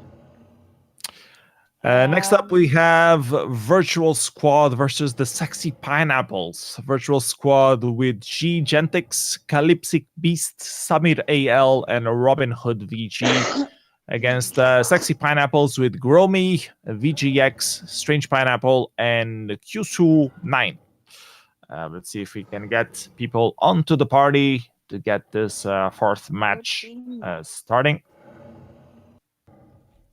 Yeah, it certainly looks interesting. Do you recognize anyone from these teams, Highland? I know Kyusu9, but I'm not sure what he plays. I just know the name, that he is around in the 5v5 meta. He is around in 3v3 as well.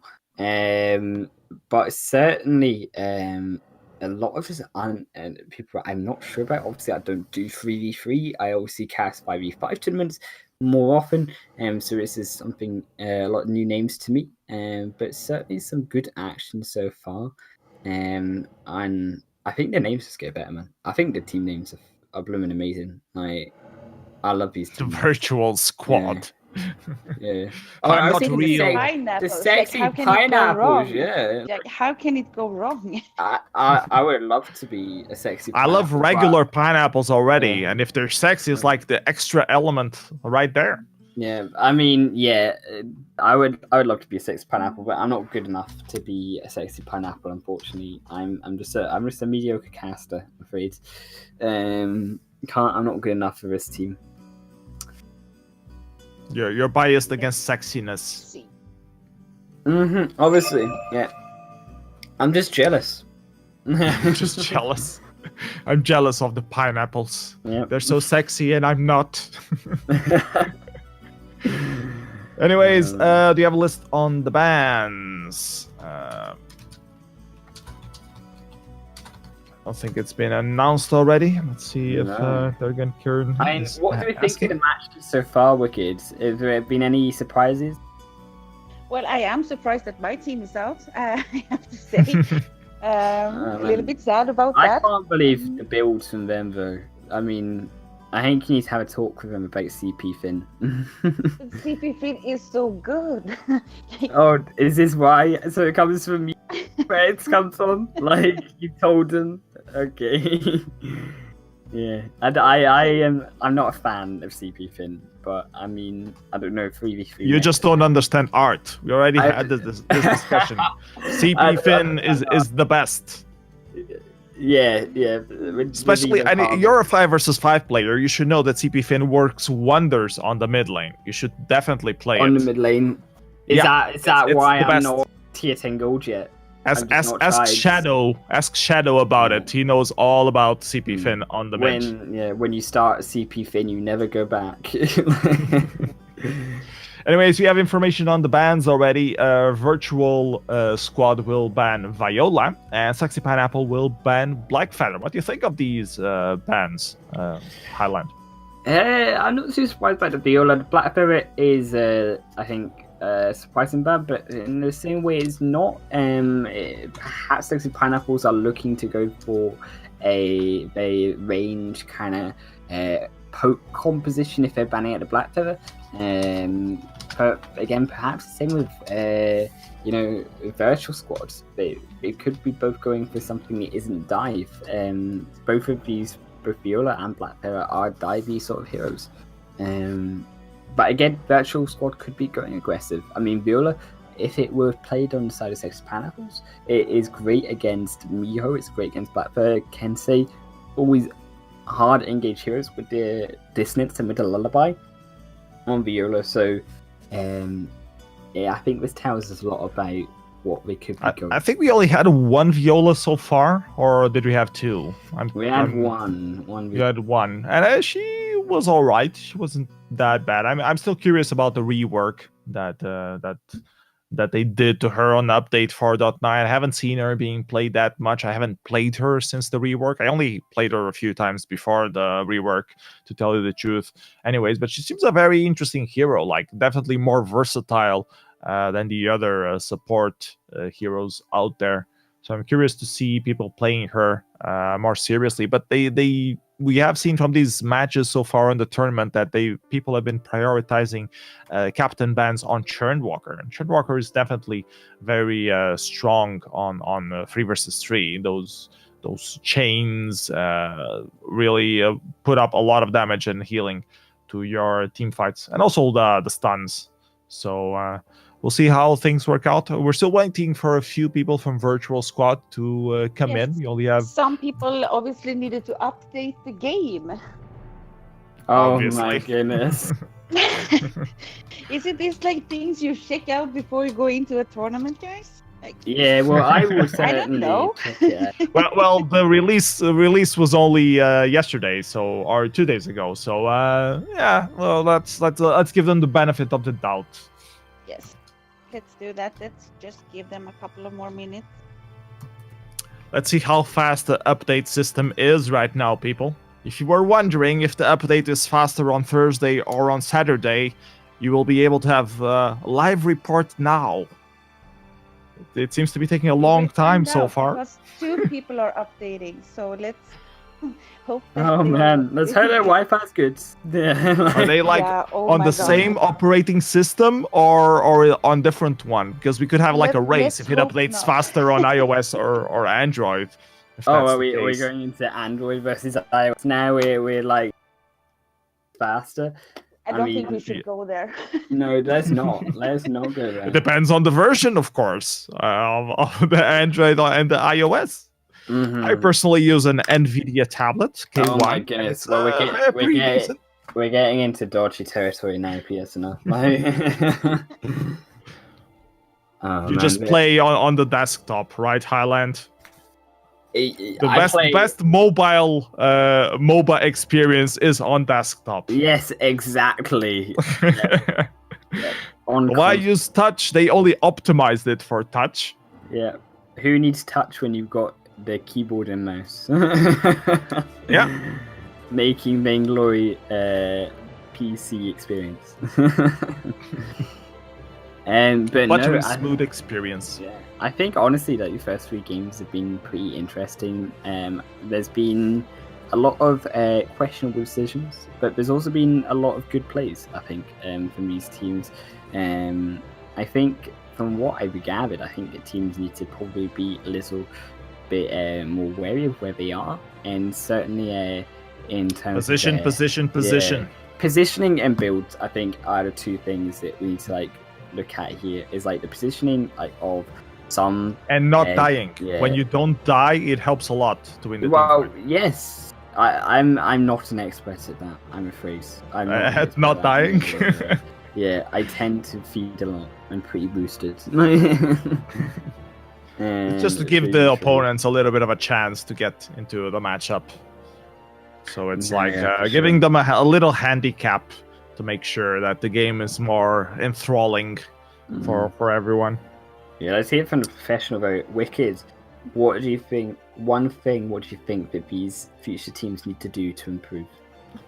First, install the game before you start the matches. Oh, well, Yes, true. that's a good thing. Make sure you have 14 different heroes. Yeah, for yes, it. exactly. Make sure you guys don't have that's to. coming up after do this. Yeah. So Oh it my saves time. goodness. Yeah, this also, this saves time. Um, But I do think that maybe they should think a little bit more about how they draft actually. They have this Drafting? opportunity to get 2 bans. It's curious how things changed a little bit, because I was casting some 3 versus 3 matches on a few tournaments maybe a year ago, and it seemed like the meta was going a lot more for a full carry, hyper carry, like 1 carry only and 2 supports. I think it could still be that. I think it could still be a hyper carry situation if you wanted it to be.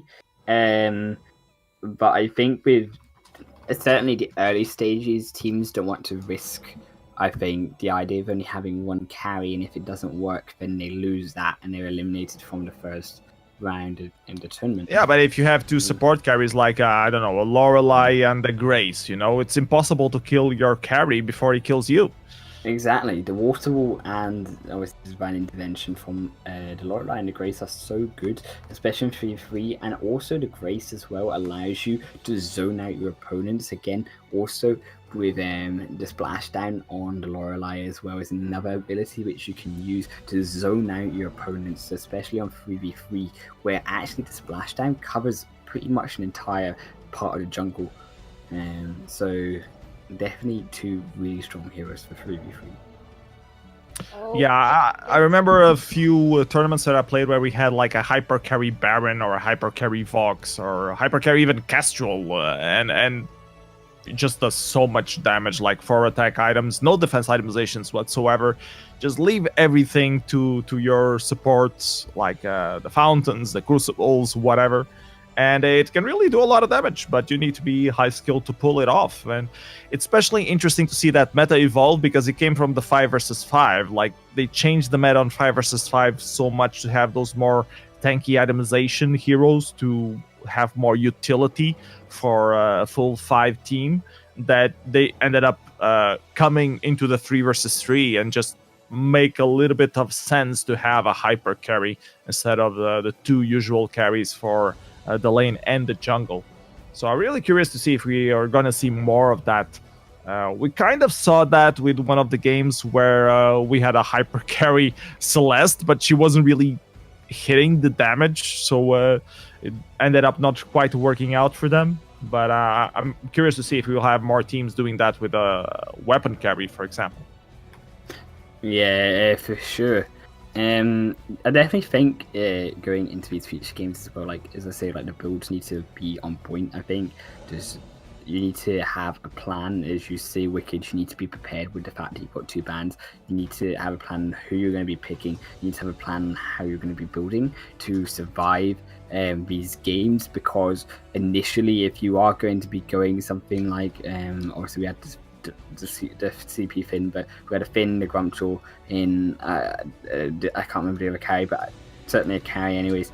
The Celeste, I think it would have been much better if we had obviously switching mind, we had the CP Celeste and we had weapon power Grumpjaw. It would have made it much better if Grumpjaw was in that fight for so long, that it would have made it really good for the Grumpjaw to actually be able to put out the damage as well, be able to eat a person off of the solver the housing fold, and then actually take them out of the fight and kill off the other carry that's left alone when you've got one of them already stuffed in your belly. Alright, Team 1% has finished his update. His name is Samir IAI. Please give him a round of applause for finishing the update. Thank you, Samir. Woohoo! Very much appreciated. Yeah, we still have one person. More. Yeah. Oh man, one more person. Honestly, and we should be ready to go.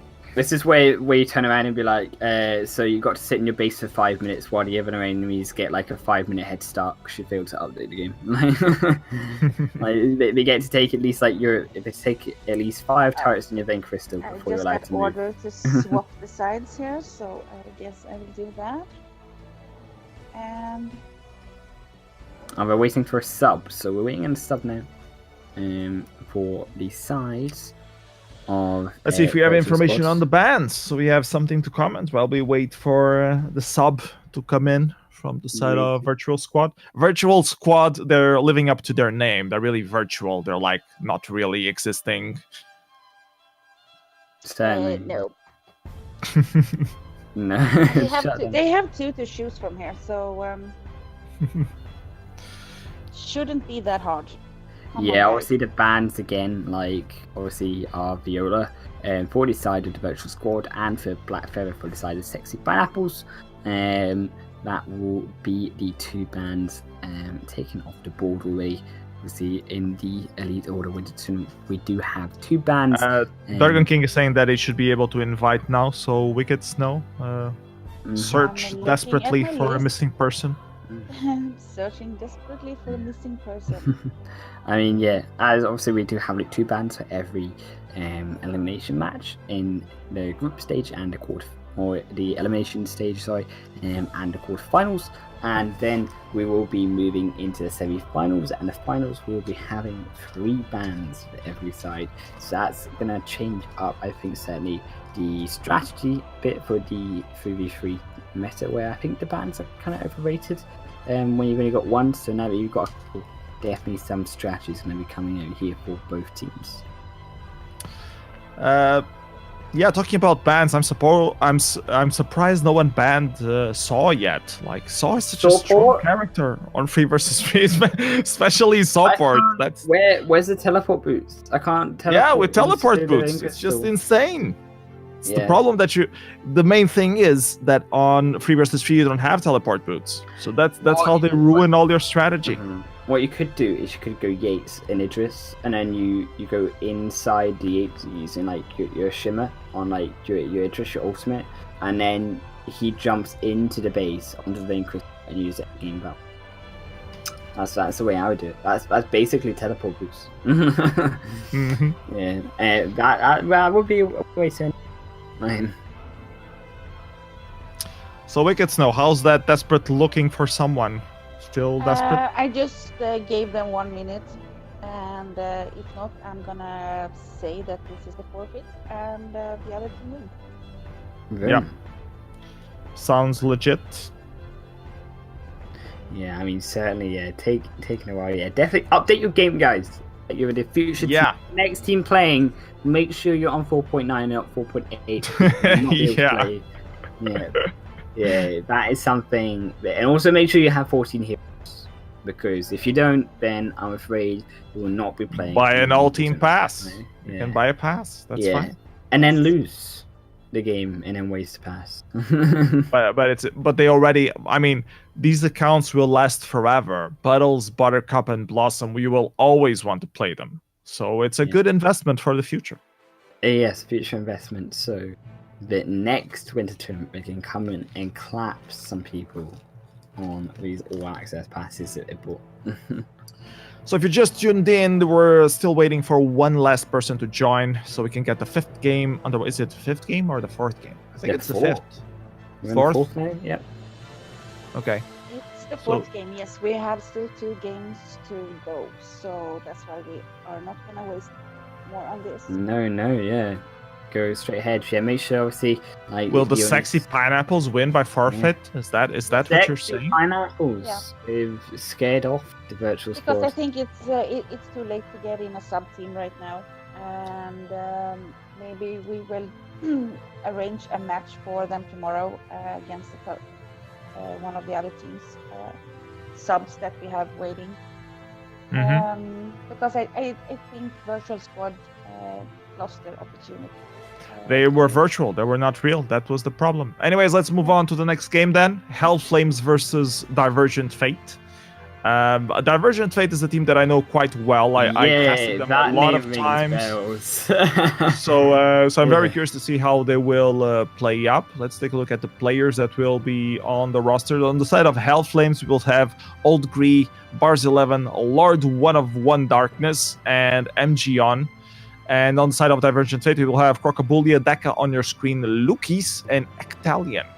So very interesting to see how the Divergent plays out. They are clearly the favorites in my regard. I'm expecting the final to be Divergent Fate versus Tox Armada. Are you calling it now? Am I going to call you out in this? Like... You can call me out if you want. So let's go. Let's go, bro. The thing is, we don't have the other team up until 9, so I think that maybe we should take like a small break and give them an opportunity to get into Discord and like just get connected with them. Sounds like a plan. Okay, guys, time to get hydrated, go to the bathroom, eat your dinner, and we'll back in how many minutes, Wicked? I would say we are going on in 12 minutes. Okay. Deka is saying on the chat that Deka on your screen is saying that they need to play on the schedule or that they won't be able to play. So I don't know what's up with that, but at 9 o'clock they are on schedule. So 10 minutes. 10 minutes. Yeah, 10 minutes from now. Okay. So come back in 10 minutes, guys. Remember to stay hydrated. Don't forget you're great.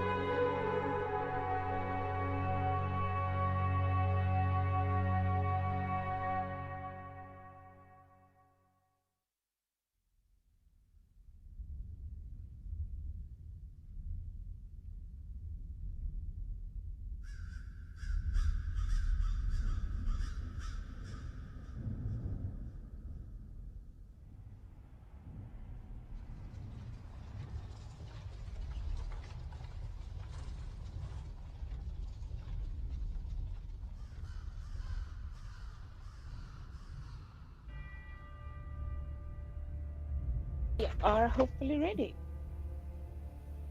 Welcome back, everyone. And of course, one left. They heard us coming in. Right, about right, we had Oh, all players Oh. ready to start the game, and then one person left as we start the stream. yes. But We were we'll all re-invite him back prepared. in, and we should be able to get this matchup going between Hellflames and Divergent Fate. We already have the Hopefully bans he's information. Just restarting. Hellflames will ban Vox, and Divergent Fate will ban Churnwalker. So, interesting bans. Highland, what do you think of these bans, Vox and Churnwalker? I think Vox is, given 4.9 update with the buffs to Vox, obviously on his Sonic Zoom, and obviously now scaling on how much damage he does per level on his basic attacks. I think is a no-brainer, but Vox is now banned. Churnwalker, one of these interesting ones that I think is depending on what kind of composition they're trying to go for. I'm not sure if they actually know Hellflames in We games are if they play Churnwalker. Starting this up, guys. Yeah, let's I go. don't want to waste another minute while we are having them all Deploy! here. Deploy.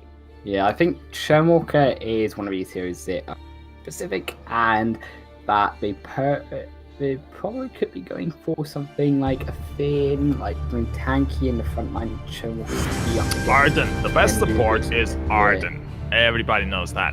No, my Ever. favorite's Finn. My favorite's Finn. I have to disagree. Catherine was very high priority, but since the nerf, it doesn't seem that people are picking her at all. So I'm wondering how much of a nerf she really got. Like, does it really show in the games that she got that nerfed?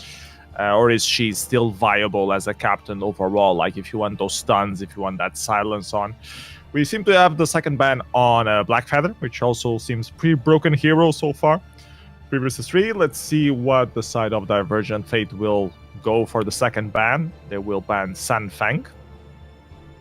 And this leaves Hellflames to pick the first pick as, drumroll, wait for it, Big Saw, Big Saw, Big Saw, Big Saw, Battle. Sawport for life. Battle! Battle! I got it! Yeah. See, I call it. I say Battle and it comes out. I am a god, Vainglory. I can thank everyone. You are now. drafting I'm God, done. Highland. Yeah, like, I can call bans before, like, or picks before you even, like, being. Now, the problem with Pedal is that you need to be very aggressive early on, and against the Grumpjaw, it's going to be very hard to be aggressive early on. So it's going to be a very interesting matchup on the jungle straight off the bat between this Pedal and the Grumpjaw. If the Pedal, of course, stays in the jungle, because it can be a lane Pedal, although it's not as strong, in my humble opinion, but still pretty viable. Pedal has the fastest attack speed of the entire game. If you remove Saw after his spun up, then he has the fastest attack speed. But it seems they're going to pick up Gwen for the lane. So we'll have a Pedal jungle indeed. And the Lorelei is the support role. So a lot of fish food coming out, trying to stun people up. Those water walls for extra burst of defense shield. Let's see what Divergent Fate will go for their lane carry. Yeah, looks like it could be an Adagio being knocked in here. Having a kinetic would be good as well. But Adagio against the Mons would make sense. It would. As you can proc, your perk onto the minions and allow that empowered basic attacks to really burn through the entire side of Hellflames. Seems good. Nice draft. I think in terms of draft, they are pretty even out. I think there's a slight advantage for Divergent Fate, mostly because I favor Grumpjaw early on, but you need to play it well against Pedal. If you lose those stacks, if you let the minions of Pedal take those stacks away, then you're pretty much screwed. But if you keep attacking the minions, destroying them, keeping your stacks up, you can overlast that confrontation, and eventually they will run out of minions and you will be able to kill Pedal off. So let's see how they play it off early game. if we will have any jungle invasions whatsoever. We are just now going into the Halcyon Fold. Looking for some Santa hats. I don't see any. I see some pumpkin hats. I see some halos. I don't see any Santa. So it feels bad, man. Yeah, Christmas not early enough. I think I can't wait for Christmas. I've got all my spices and stuff. I've got my cinnamon and raisin bagels I bought from the shop the other day. You know, I'm getting the Christmas spirit for everything. You're prepared. Yeah, I'm prepared, man. I'm prepared. We look like the engagement is coming out here from this side of Divergent Fate. And Hellflame's forced to back off to their own jungle. Hellflames definitely just have to respect the engagement and early game power that comes out from the Adagio and also control even the Lyra to an extent. So it's going to be hard for them in this early game, especially with someone like a Petal. Adagio really is going to make Petal's life quite a misery. Grumjaw is also very good as able to take probably the Gwen with Lorelei out to fight and allow them just to focus on one carry, and they can then delete get them down in the late game fight. Yeah, now Grumjaw rotating here. Let's see if we have an early engage. Nope. Metal jumps out of the way. Tries to dive back in now, but not enough damage to really get a first blood out of this engage. Rotate back down, get that healing tree out. Yeah, right. Up again. Yeah, there's less than 2 minutes into the game. The gold lead is still even, but has been popular by Deca, as that was tough engagement there coming from both Barnes and Old Green. Having a lot of pressure in this lane. Dodging that fish food very skillfully there. Yeah, no pressure, no counter pressure coming from the side of the jungle either. So that's going to be a negative flash popped there already for Deca. It's going to make it hard for him to engage onto this fight. The fish food has connected onto the archer once again. And now Deca very low. When you already use the flask, you need to be careful. Yeah, Bar's really doing work here in the lane. Rockable, yeah. Really, yeah. No, I'm fine. I'm fine. This is fine. Yeah, the flask hasn't been popped crucially by Crocabilia, so he's still got the flask in his kit. You know what I really miss, Highland? Minion candy. That's what I miss. Minion candy? Oh man. Well, I mean, certain rim for Deca if there was a minion candy in that wave by now. Yeah. Might have another engage here where Bars manages to get away from the claws, the tusks of that Grumjaw. And this lane will get cleared, and another jungle rotation coming out. A Lord of Darkness will try to get this barrier tree ant, but the Grumjaw is all over him. So maybe not. Maybe go to your own jungle, stay safe, wait for the late game. Well, I don't think a battle is very good late game. It's not going to be a very good late game, exactly. But then again, Grumjaw also falls a bit down on the late game, so... Grumjaw always has the stuff though, right? Like, Grumjaw always is relevant, no matter what time. And Petal will get those heals. Yeah. But I just think that Petal's going to fall off a bit, especially against, Adagio's Gift of Fire. Yeah, definitely. It's just going to be so hard for him to keep those minions alive as the game moves on and Adagio starts to get more items in his kit, because Adagio right now isn't going to be too strong against 2v1, but as we move on later he can start to really run down the enemy with the damage he can actually have and he's going to be out of Alright, 4 minutes in, no kills. Feels bad, man. Crocabilia lurking that shop, waiting for something. I just want some action. I want some kills. Run it down. Yeah. Bring down the blood. Yeah. Time for everyone to run it down. You know, like get the kills on the board. Back overextending a little bit there, getting punished by Bars. And now it's Old Greed that gets, I think he might have gotten disconnected. He kind of stopped there. And no, Bars 1 is one that gets killed in the end by Ectalion. Everything going wrong for Hellflames on this matchup. They do manage to get the kill onto Adagio, though. Yeah, turret managing to finish that one off. They do manage to find a petal though. Finally, I mean, they get her under her own turret. They're now looking for more. Now they need to be careful here. They're looking hard, but a fish food Vex next. Unfortunately, that's going to be who goes down. Now he has to run for his life. Surprisingly, a bit aggressive from the side of Divergent Fate. I thought they would be a bit more respectful. Certainly, the names of this team. You would think that they would respect the team, the enemy team a little bit more now.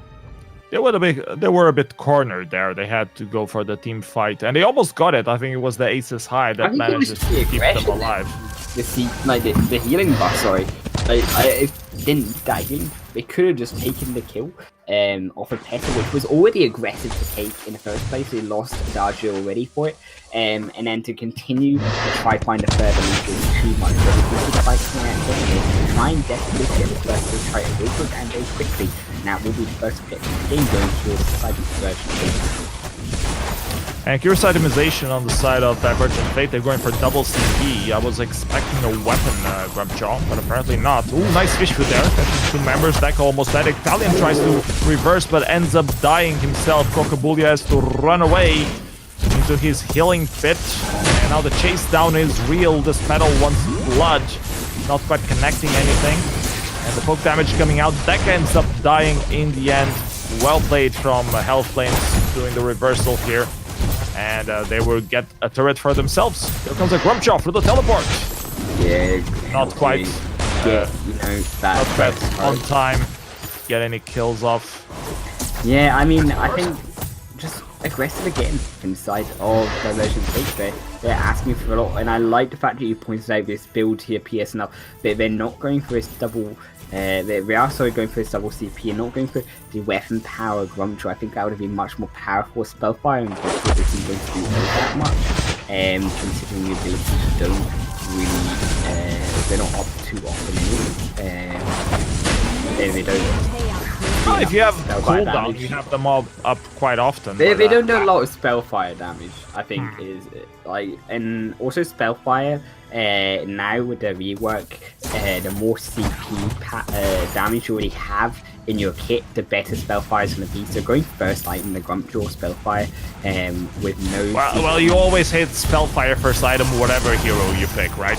Oh, so, but not after the rework, definitely not. I think after the rework on something like a Grumpjaw, you need to see damage because they've now changed it obviously to where the fight will break out. Ooh, nice eating here now on their support. Aces connecting onto Grumpjaw, though manages to get all three into safety. And now it's Grumpjaw that is very low. The Crucible getting popped, trying to desperately save him. Not enough damage. Now here comes the ultimate from Adagio, trying to get everyone. Manages to stun two of them. Will it be enough to kill anyone off? He manages to get the Petal. Not enough to get the rest, and Lyra is forced to portal away into safety. Yeah, nice engage there, Highland.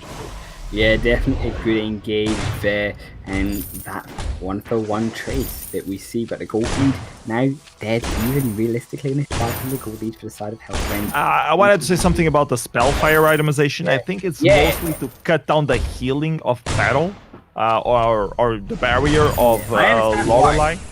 You have both a Lorelei and a but you could do that with Poison Shiv as well. So exactly, yeah. You could just go with Poison Shiv and do the exact same. I think Spellfire, Poison Shiv doesn't require 3 weapon power damage into a kit already, whereas Spellfire requires pre-CP in your kit to make the most of that item. So it's kind of a mistake in my opinion also to go not just 2 CP, but to go Spellfire first. Yeah, it's not the first time that we're seeing the CP Grumpjaw. I'm more of a fan of a weapon Grumpjaw, so I find this quite peculiar. Anyways, we have the chase down from Gwen trying to put that poke damage onto the backside of Grumpjaw. He doesn't know if he should engage or not engage. He decides to disengage. Well played from Divergent Fate. Save your Grumpjaw for another day. Exactly, man. And Grumpjaw obviously now looking to come back into the fight. He's looking to try and engage it, trying to find a way in here. And they're just looking to reset that lane and then push back out for the next objective. Obviously, we're only 10 minutes into the game, so still 2 minutes until the Kraken respawns. Curious to see the itemization on Petal as well. She went for a Dragon's Eye, so clearly doesn't want to do that burst damage. She wants to stay long on those team fights. Curious to see how that will work out for them. Gwen, on the other hand, went for more burst damage, Sorrow Blade and Tension Bow, and a Breaking Point as well. So really doing a lot of damage. Let's see if we have another engage coming out here. Rectalion just taking some poke damage. I'm gonna use this to just looking to delayed now side of Hellflames up against Divergent Fate here. Looking to clear the lane. It looks like Weirdo find so much damage, and that will be the combination that they need. Bars goes down, both the Petal already removed, and now Lorelei just running for her life. That was such a good play there. What about that combo there? Oh yeah, my god. That combo. Start the ultimate of Adagio and then the portal comes out, and Adagio just mysteriously getting teleported into the middle of the fray and stunning or hitting most of the enemy team. Such a cool combo to see. Very cool, similar to the Sunfang thing, but with Adagio. Yeah, I mean, unfortunately it won't stun anyone up because you can't obviously put your perk down on them free hand to do that. Nice counter engage here from Rectalion, trying to disperse this team fight. That guy is fully stacked. Can he do something? Trying to kill someone off. All of them seem to be dying, including Adagio himself. I mean, that's just a wipe. That's just a wipe, man. Yeah, wipe out. They're gonna get another tap for it. Surely, is the Ace Minions rush down into that choke point tower, and that's gonna be so important with cracking up. If they get a cracking now, that's gonna make it so much easier for them. Yeah, attacking when Adagio had that buff from the Crystal Sentry was not the smartest idea. No, they will have to play it very carefully, and the vision is in favor of Divergent Fate here. Just got cleared up by Old Griot. Fates check this bush, but Rectalion decides to back off. A rendezvous with the rest of the team. Exactly. Bars recalling, get himself fusion maybe, and the Kraken got started up as Crocobullia goes scout what's happening with the enemy team. Kraken already half health. Lord of Darkness still poking damage on Crocobullia, ignoring the Kraken. They do have vision about it though, so they know it's happening. The ultimate coming down, very well hit. Tries to hit all three members. Petal going down, or almost down. She seems to be recovering from that. The ace is high, quite connecting there with one person, but not enough to keep that Gwen alive. The Petal is forced to jump away into safety. Almost kills someone there with one of his ultimates. Crocobullia arrives to heal. A very nice engage. Once again, the synergy of those ultimates working in favor of Divergent Fate. They seem to be ahead right now, Highland. Definitely there's so much control actually there from the side of Divergent Fate to pull them away from Kraken there. And now it's actually going to be not still enough. I thought Fishwick was going to get it there, but Divergent Fate do manage to secure the objective. About this Kraken, how hard is it going to be to defend this Kraken? They do look like they've managed to pull them away from the objective though, which will give them the time that they need to take down this beast. We are 14 minutes into the game, guys. We're now 5,000 gold lead for the side of Divergent Fate as well. 32,000 gold to almost 37,000 gold here. Not much of an escort though. They might be able to get this Crystal Sentry, or they might get surprised. Let's see if deck on your screen arrives in time. Fishfoot not connecting there. Ice is high connecting onto Grumpjaw. He does no longer have the stacks. Needs to be very careful there. They decide to disengage, which is wise. Looks like they're going in for it again. Yes, enough, and they managed to find their damage. They've done it again, and that's going to be 2 kills. Going over the water wall onto Bar is not going to be enough as he's now hunted down. That will be the final member, and it will be the game. PS enough. What a final team fight. Minions out. They fail to block the Adagio ultimate again, and that's going to cost them their spot in this tournament as they lose and are eliminated. That ultimate combo from Adagio and Lyra is so beautiful. We saw it in action at least 3 or 4 times on this game. Very well played. On this particular one, I think the Adagio already had the Gift of Fire on someone and managed to actually stun someone up. So very nice combo there.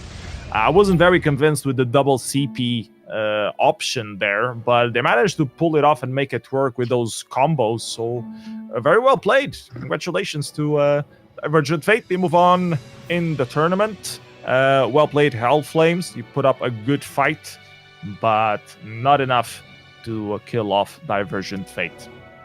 Yeah, definitely Divergent Fate just too strong. Really good game. Really close for a while. Yep, very close indeed. Let's see who we have next up on the fight. Let's see the schedule. It's looking like we will have Superior Squad versus Bow Sports, the final game of today.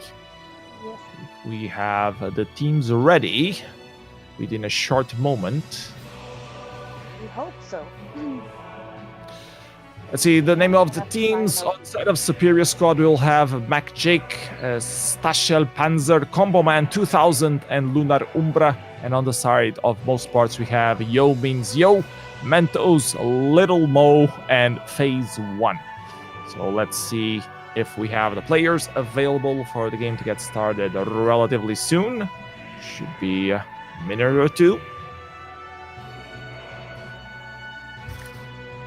Highland, speak to me. Yes, no, certainly. As obviously Superior Squad, obviously, and Motorsports, the last 2 teams for tonight's games that we've got going on, the 6th match from tonight. Superior Squad, as we say, again, a lot of unknowns, but I do know about Matt Jake Phase 1. These are players that we've seen past 3v3, so both on either teams. Definitely going to be interesting to see if they're going to be playing with us today, and if they are, what they can be bringing to their squads. Yeah, definitely. I'm seeing a player that's not listed. I don't know if that's a substitute, a late substitute or not. Wicked, do you have any info on that? Which one are we looking at? Oh, the MGL. Yes. Yeah. He is one of their subs, actually. Okay. But I think one of them are off.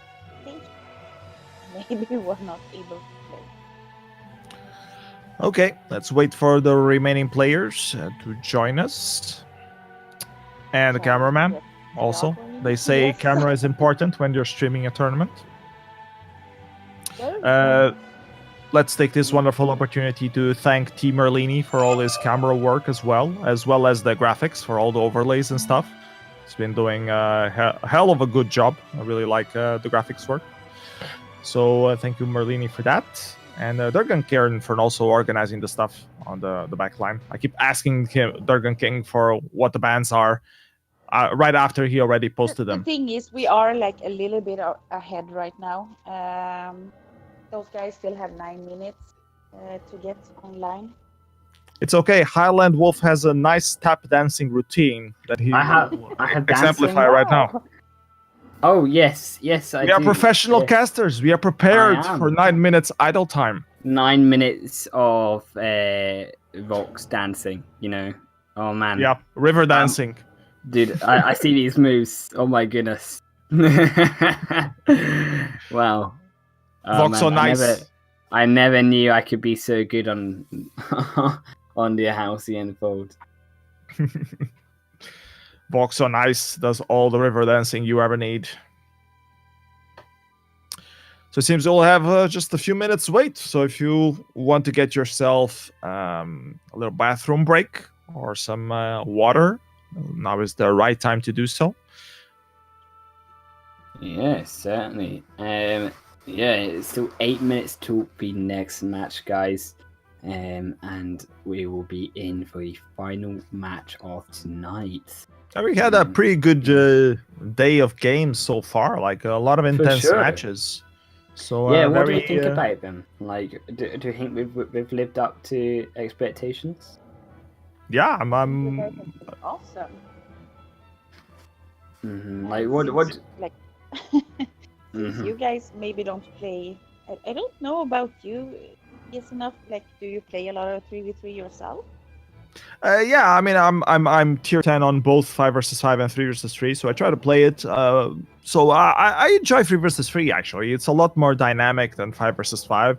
You don't have as much strategy, but I think it's more fun in some ways. I'm one of the guys that when 5 versus 5 got released, I felt like I'm like 3 versus 3 was what made Vainglory somewhat special. I mean, all MOBAs have that 5 versus 5 mid, top, and bottom thing, and what made Vainglory interesting was that it was the map was different, was smaller, was more compact, and the meta changes for 5 versus 5 sort of affected 3 versus 3 in a very strong way. Like we started seeing a lot of heroes that were just completely broken for 3 versus 3, and that still get banned today. Like Blackfeather is one of them. Rhyme also got very weird 3 versus 3 synergy, stuff like that. Um, but yeah, I really enjoy the 3 versus 3, and I enjoy casting 3 versus 3 tournaments. And this one has been quite interesting so far. I think we had a lot of cool matches today. Like right the first one was quite good, and I think we only had one of them that was a bit one-sided. The other 3 were pretty much tit for tat, which is always great for both us casters and the people watching. I think it's more fun for everyone. So I think it's been a positive first day so far. For sure. I mean, I have to agree with you. Definitely, obviously, one of those games, Tox Armada were that team. Unfortunately, the Powerpuff Girls unfortunately drew a short straw. I think, against Tox Armada, it was very one-sided, unfortunately. But for the rest of the games, you have to agree with you. They've been pretty interesting. Wicked, do you think we can expect even more epic games tomorrow? Well, as we're going into like a quarterfinals tomorrow after the 2 first matches, I think so. I'm excited to watch Divergent Fate and these guys like against maybe Tox Armada. I think it can be like some epic 3v3 battles coming our way. And the For Roll Up sure. Gaming surprised me. Like they did an awesome game. So and White Yeah, Umbra as well. I wasn't expecting Roland to win, so really was curious to see that. But they deserved their win. Yeah, they certainly did. And the same way with White Umbra, with the Alpha Games and those guys against my teammates, of course. But they deserve the win, and yeah, it's going to be exciting to see them tomorrow because that's obviously also a best of one. So after tomorrow night, standing with 4 teams that goes in semifinals. Yeah, it's so quick that we lose so many for sure. But the bans are in, guys. We do obviously have the Most Sports banning the Catherine for their side, and Superior Squad have banned the Black Feather. So interesting bans. What do we think about these guys? I can't quite agree with the Catherine ban. Since the nerf of 4.9, I don't think she's that OP. But Blackfeather, I can definitely agree with that ban. I think Blackfeather is quite broken on 3 versus 3, especially if you can play him well. Mostly the CP build path. I've seen a lot of people play it also with the flux thingy, like be very tanky defensive, and it just has such natural attack damage that it becomes quite annoying to deal with. So yeah, Blackfeather definitely very strong hero on 3 versus 3 to be wary of. 3 versus 3 and 5 versus 5 pretty much. For sure. Obviously, a reminder of the teams, guys. We have Superior Squad, which consists of Mac Jake, Starshell Panzer, Comboman 2000, and Lunar Umbrar. And Most Sports, we have Yome and CO, Mentos Limo, and Phase 1. And Did you say I'm not Yo like means really Yo? sure with what guys we're gonna get into this match, but You have replacements for people. Teams not full ready. No, yeah, teams okay, are still getting in the game. now they're like starting to drop in here. Okay. Yeah, we do expect to see the teams just coming in now. We are to the final game, guys. So keep tuned, keep watching, because we still got one more game, one more action-packed And we still have 2 match to give minutes, you. so Yeah. I hope those other guys are coming in fast. Yeah, exactly. Obviously, if we do one of these games in very fast, it means that we do have to game. Obviously, half an hour space between every game. But one more to go. Who do you think, looking at the teams right now, could take this? If we just had to guess. Well, I don't really recognize people, but from the drafting strategy, I would say Superior Squad is more used to playing 3 versus 3 on update 4.9. So I'm going to vote Superior Squad based on that alone. But I don't really recognize any of these players, so it's really hard for me to take a guess on who would be more dominant. We're missing one player still from the side of Superior Squad. Wicked Snow White, who do you think will win, Superior Squad or most sports? Well, I think the win will go to,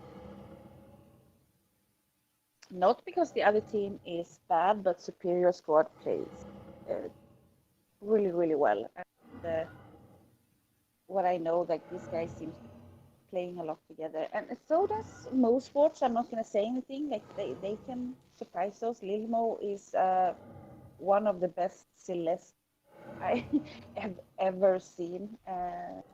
She is not gonna miss her balls that he sent out. I'm just gonna say. Yeah. I mean, I have to agree with you. I think Superior Squad for me, like, as well. But we have had an update, and it will be Vainglorious Angle will be playing instead of Matt Jake. So they're pretty much replacing the entire team except for Luna Rumbra. Yeah.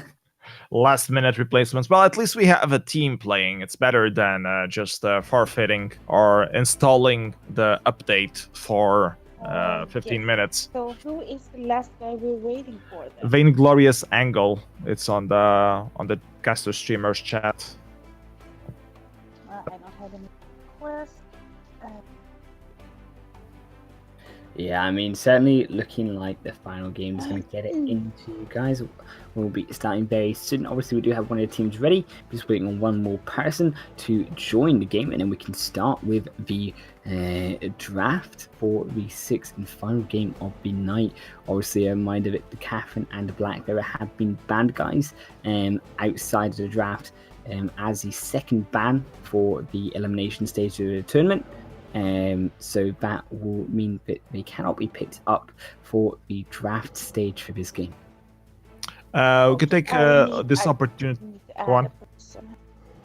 You're adding? Okay. We can take this opportunity also to mention that tomorrow we will have games at around the same hour, starting at 6 GMT, so London and Lisbon hour. So if you're in Central Europe, it's at 7. We'll have 4 games again, the 2 last one elimination matches, and then the winners from today's games. So we have a WinX Club versus Barboza, Yambo versus Stony Toons Inc., Roland Gaming versus White Umbra, and Tox Armada versus the Sexy Pineapples. So something to look forward to tomorrow, as we're still waiting for the last game of today. Desperately waiting for Vainglorious Angle to join. No pressure. No pressure. Yeah. Are we there yet? Just Are we there yet? okay. Are we there yet? What about now? What about now? No. Are we there yet? No. No. No. Never. Okay, we have Mac Jake, we have Staffel Panzer, and Combo Man. So I think one of them should be. Yeah. So we still have to get Vainglorious Angle into the game.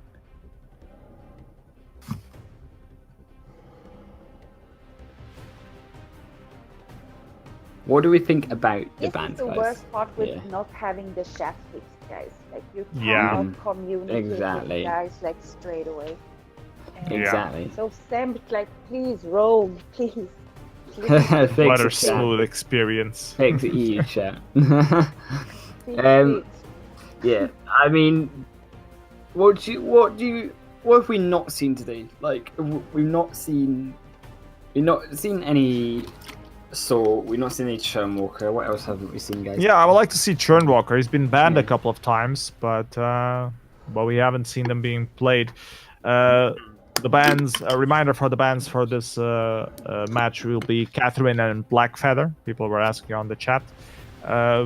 So I'm hoping to see some Churnwalker for a change. But what else haven't we seen? We haven't seen Sky. She was banned early on in the games, but we haven't seen her being played at all either. And I would like to see some Rhyme. I love Rhyme on 3 versus 3. It's always very intense. And Baron, of course, also very good 3 versus 3 hyper carry, in my humble opinion, of course. As a mere mortal, not Vainglorious Gold.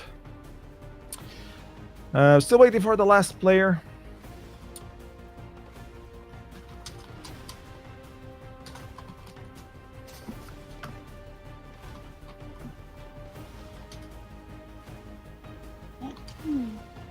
Yep, so we're still waiting on the last player, guys. And obviously, a reminder to final teams, once again, we do have Superior Squad, who are going to be on the left side. I've changed names, so we have MLG 316, Noscope, Luna, Umber, and we're looking at Vainglory's Angle to be the third member of that team.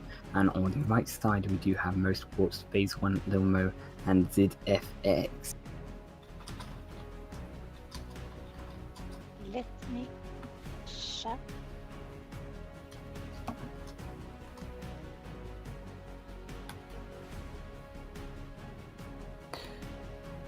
Okay, apparently Vainglorious Angle is MLG 360 no scope, so he's already him.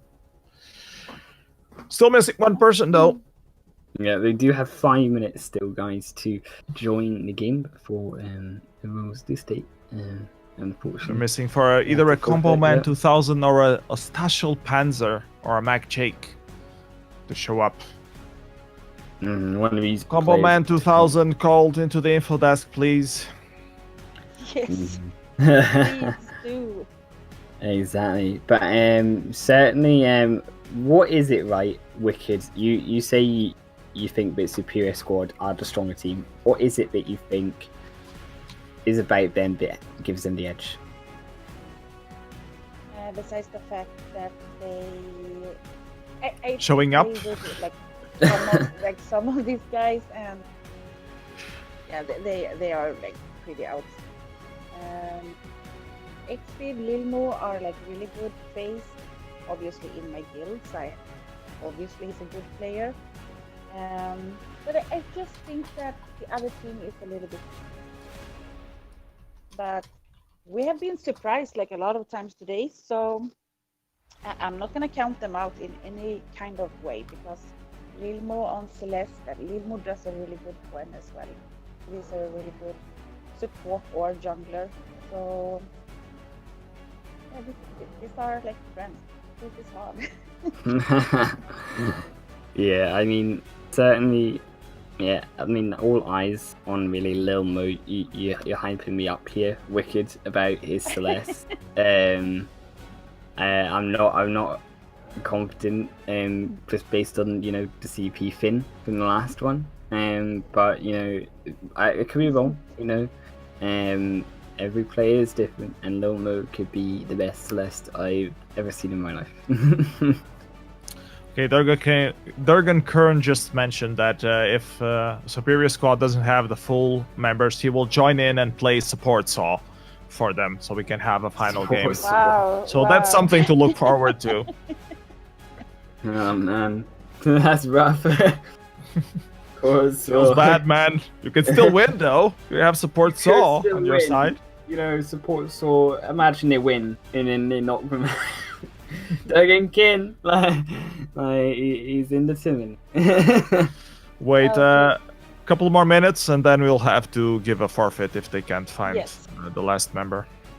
And then it's going to be an easy win over for low sport. Yeah. Yeah. We don't want to do that, guys. Come on. Superior Yeah, we want some squad. action Stand on the up for Alcyon your fold. name. Yes. Yeah, but it's Come a on shame. and be superior. Yeah, a shame that obviously teams are failing to show up, but of course everyone is responsible for making it on time. I see a trend here. Every team that is called squad in their name doesn't have members. It was virtual squad, and now it's superior squad. Oh, Yeah. it's It's a recurring thing. Yeah, it's a name thing. When you call yourself squad, you won't have a full squad. This is when we check very quickly, like Any other squads playing? No, there's no more squads, but tomorrow we do have obviously the final 2 teams in this first elimination stage, and before we get into finals, which will be Winx Club versus Barbosa, and then obviously Jambo versus Stunny Tunes Incorporated. Would be the final 4 teams to try secure those final 2 spots in the quarter-final match, guys. Tomorrow, starting at 7 p.m. CET or 6 p.m. UK time GMT. Tomorrow on the 1st, on the Sunday. And then we will also tomorrow be heading into our quarter-final matches, where we will see the winners of today and also the 2 final winners of the first round tomorrow go up against each other for a space in that semi-final best-of-3 series. That's going to be some close matches. At least Roll On Gaming versus White Tumber. That's going to be interesting to see at least. And Tox Armada as well. We haven't seen the Sexy Pineapples playing. They got a free win, but they're sexy. So that's all you need, realistically, isn't it? That's all you need in Vainglory is to be a sexy pineapple. It is confirmed here, and you get through. I'm gonna make you guys so jealous now because I actually got invited. You got invited to the pineapples? To be part of the Sexy Pineapples? You've left me, Wickes. Can't believe this. How can you, how can anyone... How can you refuse? Name? I'm gonna start up my own team called Sexy Pairs, or I think... Sexy Peers, yeah.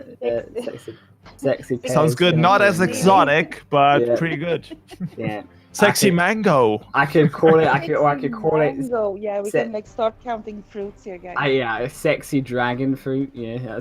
Oh yeah. Intimidating.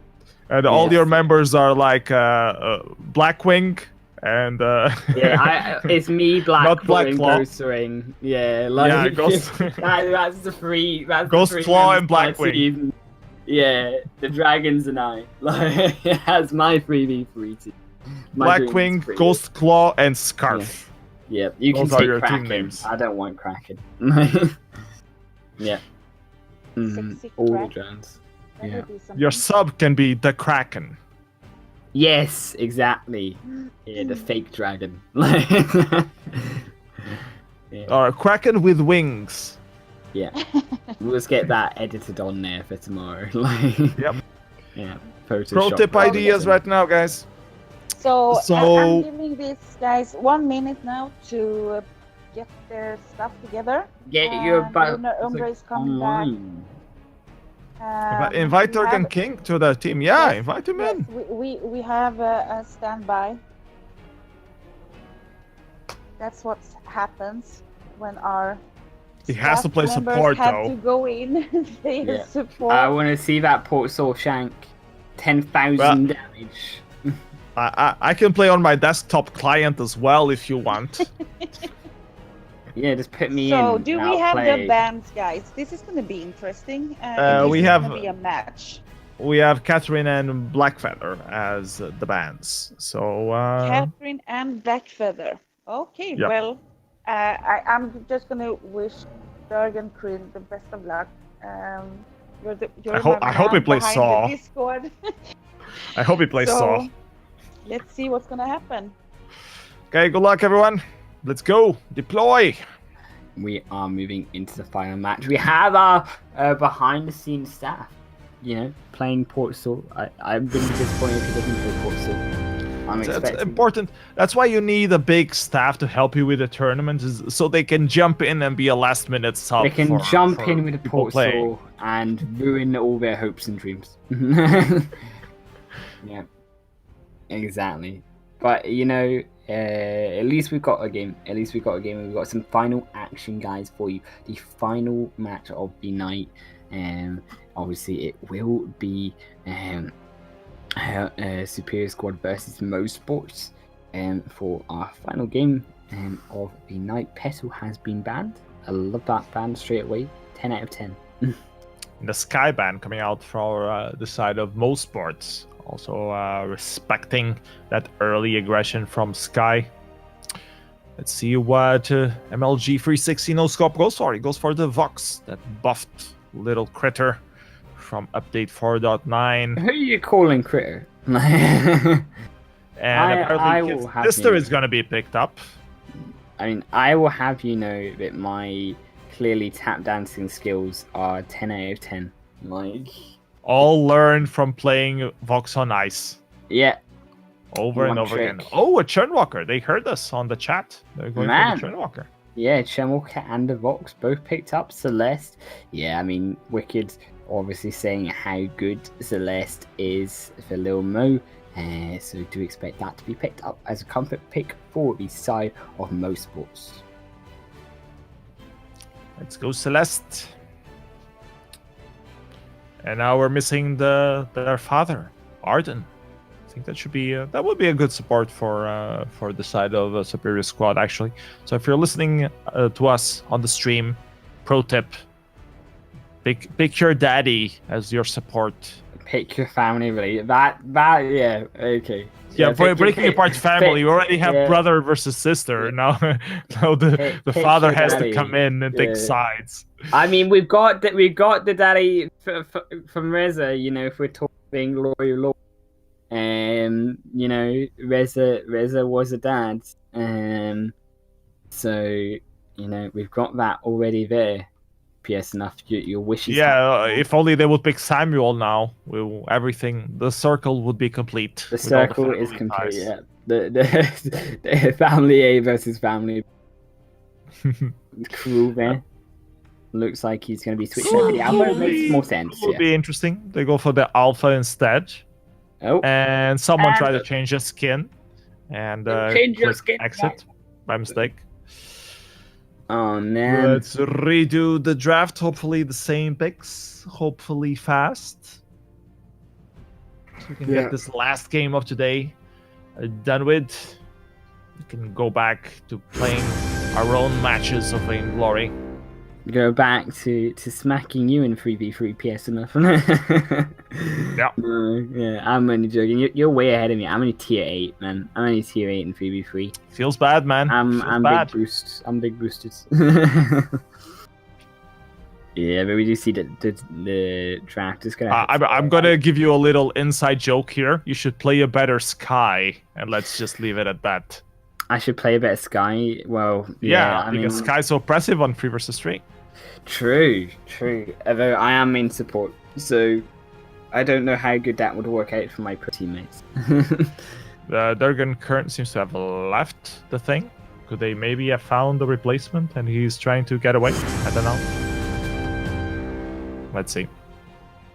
Yeah, as we move on to the final match, we're hopefully going to get 5 minutes into the draft, but we'll definitely get this final match up for sure. It's got to run it through once again. I think people need to stop picking skins. Don't pick your skins, guys. You don't need to look beautiful to win. It is all about the skill of your individual place and your team fight tactics. It's not on the skin. The summer skin doesn't save you. Nope, doesn't give you free win. I'm afraid Vein Crystal does not explode when the summer skins come onto the Halcyon Fold. I wanted to see some Santa Rhyme on this game. You want some more today. Santa Rhyme? Yeah, Santa Rhyme. So that's one of the best skins. Also, of course, Fortress, Summer Fortress is always also the best. That little shark dress up. That's awesome. Oh, I love me some baby sharks. Yeah. Yeah. We have a Churnwalker instead. We'll have to make do. And School Day Celeste. Yeah, definitely. Celeste pretty cool skin though too. I mean, looking at the right, PS enough. I think that honestly, I would much rather go for the side of most sports. I think that actually they've drafted a very good team here with the chunk wall this less. You can pull someone into a core collapse, or the prime directive from the alpha there can engage pretty heavily. We do interestingly see a weapon power infusion brought up the face straight away. Wow, interesting. I guess they're gonna jungle invade. Let's see. Offensive alpha is offensive. Clearly, yes. The weapon power Scouting infusion. down some thingy things. The barrier treant in the mid. That's his name. Barrier treant. I don't know why it's called barrier treant. Like, does he give a barrier? Oh, he gives a Sort barrier. of. But then, He also gives a heal. He could be. yeah, barrier. it's pretty much a regular treant. They just had to give him a name. I think they call it like the shop treant. You The should shopkeeper You treant. call it the 9K 1,360 no scope treant. The gold toad. That's what I would like to see. The gold- Reza, a bit of a bad problem. He goes, dashes over the wall, gets some of his farm and everything. So good place from no scope there. Yeah, of course, the infusion has just now been popped. Surprisingly, they use the infusion now. I think that level 1 also, they just got level 2. I think the infusion could have been saved for a team fight. There's no need to waste an infusion to back jungle camp. It's a bit of a waste. And we'd like to keep that team fight to break out, which it inevitably is. Queen fail from Durgan King, not quite connecting there. Nice try. Feels bad, man. Exactly, yes, we do see just a farm coming up for Lil Mo late, securing that farm. We are at 10 equal side for both Vox and Celeste, but Celeste got that farm. It's just going to be slightly ahead now. Vox going to have to come back into lane. Unfortunately, it looks like Vox is having some information and is going to finally walk out for shopping perhaps for a long time. Face has no items at 2 minutes. Oscar is asking on the chat if he's trolling. I'm not sure. I mean, the infusion seems to be... I don't know. I don't know what to think of infusion. Oh man, perfect. If he would have gotten the kill on the first minute, that would have been great. But he didn't get a kill, so it's 500 gold wasted. Yeah, but also you use the infusion on your back camps. Like, once again, it's just a waste of gold at that point. I mean, you could have kept it and used it for a team fight, and then it would have been useful for 500 gold, because then you would have had an advantage in that team fight. But to use it early, I think I can see perhaps why you used it, in seeing as they didn't get a team fight straight away, but you could have just saved it for a couple more minutes. You're not, and he hasn't even bought anything. He has 2,000 gold, and he hasn't bought anything. Yeah. So now I'm really wondering if he's trolling or not. I mean, he's doing alright for PS enough. I mean, he's still going, he's getting the jungle, he's invading successfully here with Sid FX here as well. And they are managing to find... Durgan King with Impale, not quite connecting. They might have gotten him a kill on that Celeste connected. The people in the chat are saying that he's doing the no shop challenge. Oh, he just broke the challenge. He just bought something now. Bam! Now his items are going to come online, and this is where we can see the alpha start to be this early game powerhouse.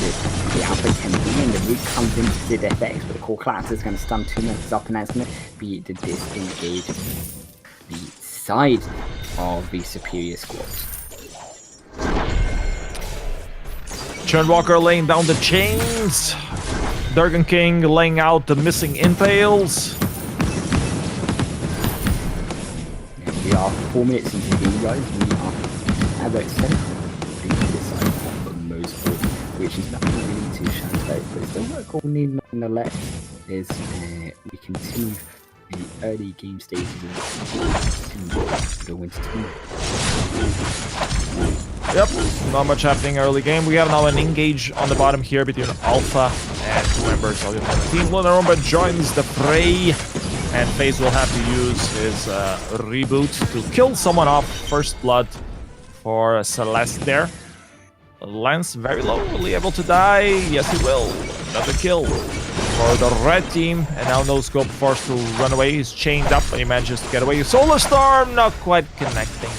Yeah, so some would have killed the reservoir, but going to miss Mr. Solar Storm. I mean, I'm gonna call you out in that one. He told me Lomo would never miss a Solar Storm.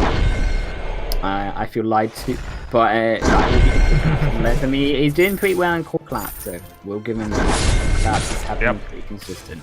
And avoiding those impales from Durgan King. For sure, Durgan King still putting out a down Stormcrown first item for Durgan. Interestingly, because Stormcrown is not faded the jungle that much, so I wonder why he's gone that, to be honest. So the impale hurts more, I guess. But if you wanted to go back, you could just Tension and then really do the damage. I mean, Tension Lance would work a lot more, I think, than the Stormcrown. I think that perhaps later in the game when we see the objectives around the core final, we see the objectives around the Kraken, that is when perhaps Stormcrown will become just farming away. Here comes FaZe, trying to get someone off guard, maybe with a prime directive into the bush. Just waiting for the lane to push. Nope, rotating back down. No engage. Slower game than we had on the previous matchups. On this last game of today, 6 minutes in, only one team fight. Maybe FaZe will change that now. Chasing down Durgan Carrot. Nope, decides to go back. Yeah, obviously they're just his wave. They're going to push that on the little moon. Very respectful, both of these teams. Really choosing to go at each other, despite the fact that perhaps I think it would have been wise for the side of esports to have been aggressive in this early game. Though we see this actually coming out from MLG 360 is going to go in, and Lilmo has popped the flask already very early, so that's going to cost them the flask the next team fight, which could affect their team fight. Impale's not quite connecting. I think if one of those impales would connect on Celeste, they might be able to get a kill, but unfortunately Durgan Kern not quite as accurate as you would hope. Yeah, certainly. Here we are now, obviously 7.5 minutes into the game. Still good to only about one team fight, as you mentioned, PS. But we do see a 1.5 goal opening up this consistent farming in the lane, and doing a really good job of making sure that the clean is extended. Obviously, we do see a slight CSP over the box, but also that early game position that 2-man jungle invade early goes to Rissa has a slight lead as well. It's all about late game, apparently. Certainly, it seems to be as we move into the end of the game, to mid-game stages now. The root does finally land. The wait for it's going to land, but also going to do a lot of damage to the land. And now the Tread Dash has been used. They're not going to take down the land safe now and the tower. Vox about half health. Good engage there, not quite getting any kills from either side. Alpha getting caught off guard with an impale underneath the turret, but she still had her reboot, so it wasn't really that dangerous. Yeah, late game. This game is all about late game. Yeah, it seems to be PS enough. I mean, certainly I think if we get to the late game, I still think that Celeste on Lil Mo is really going to dominate these team fights. It's going to be up to this Reza to really burst down Lil Mo before he can get too many Heliogenesis off against the enemy teammate before we can start stacking up that damage, because Lil Mo is already 2 items, just consistently farming, hasn't actually been this entire game, and as a result has been allowed to really stack up on the items and stack up the damage, and it's very hard for Luna Umbra and Lance to They find. do have the a way mobility in. to avoid those Heliogenesis from the Lil Mo, so have to see how it actually works out in terms of skill.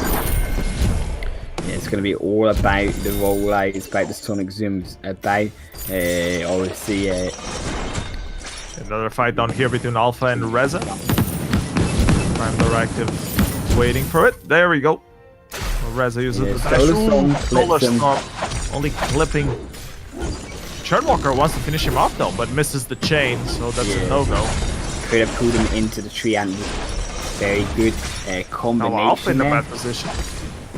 Alpha still has the reboot there, where it's going to just absolutely wipe the box from the map. And now Churnwalker helping to take the res away from the fight. Lil Mo did actually take down the Crystal Sentry as well on the back of that. And now extending his gold lead to about 2,500 gold. They're slowly getting a bigger lead into this game. It may not be a fast gold lead that they're creating, but it's certainly not let up.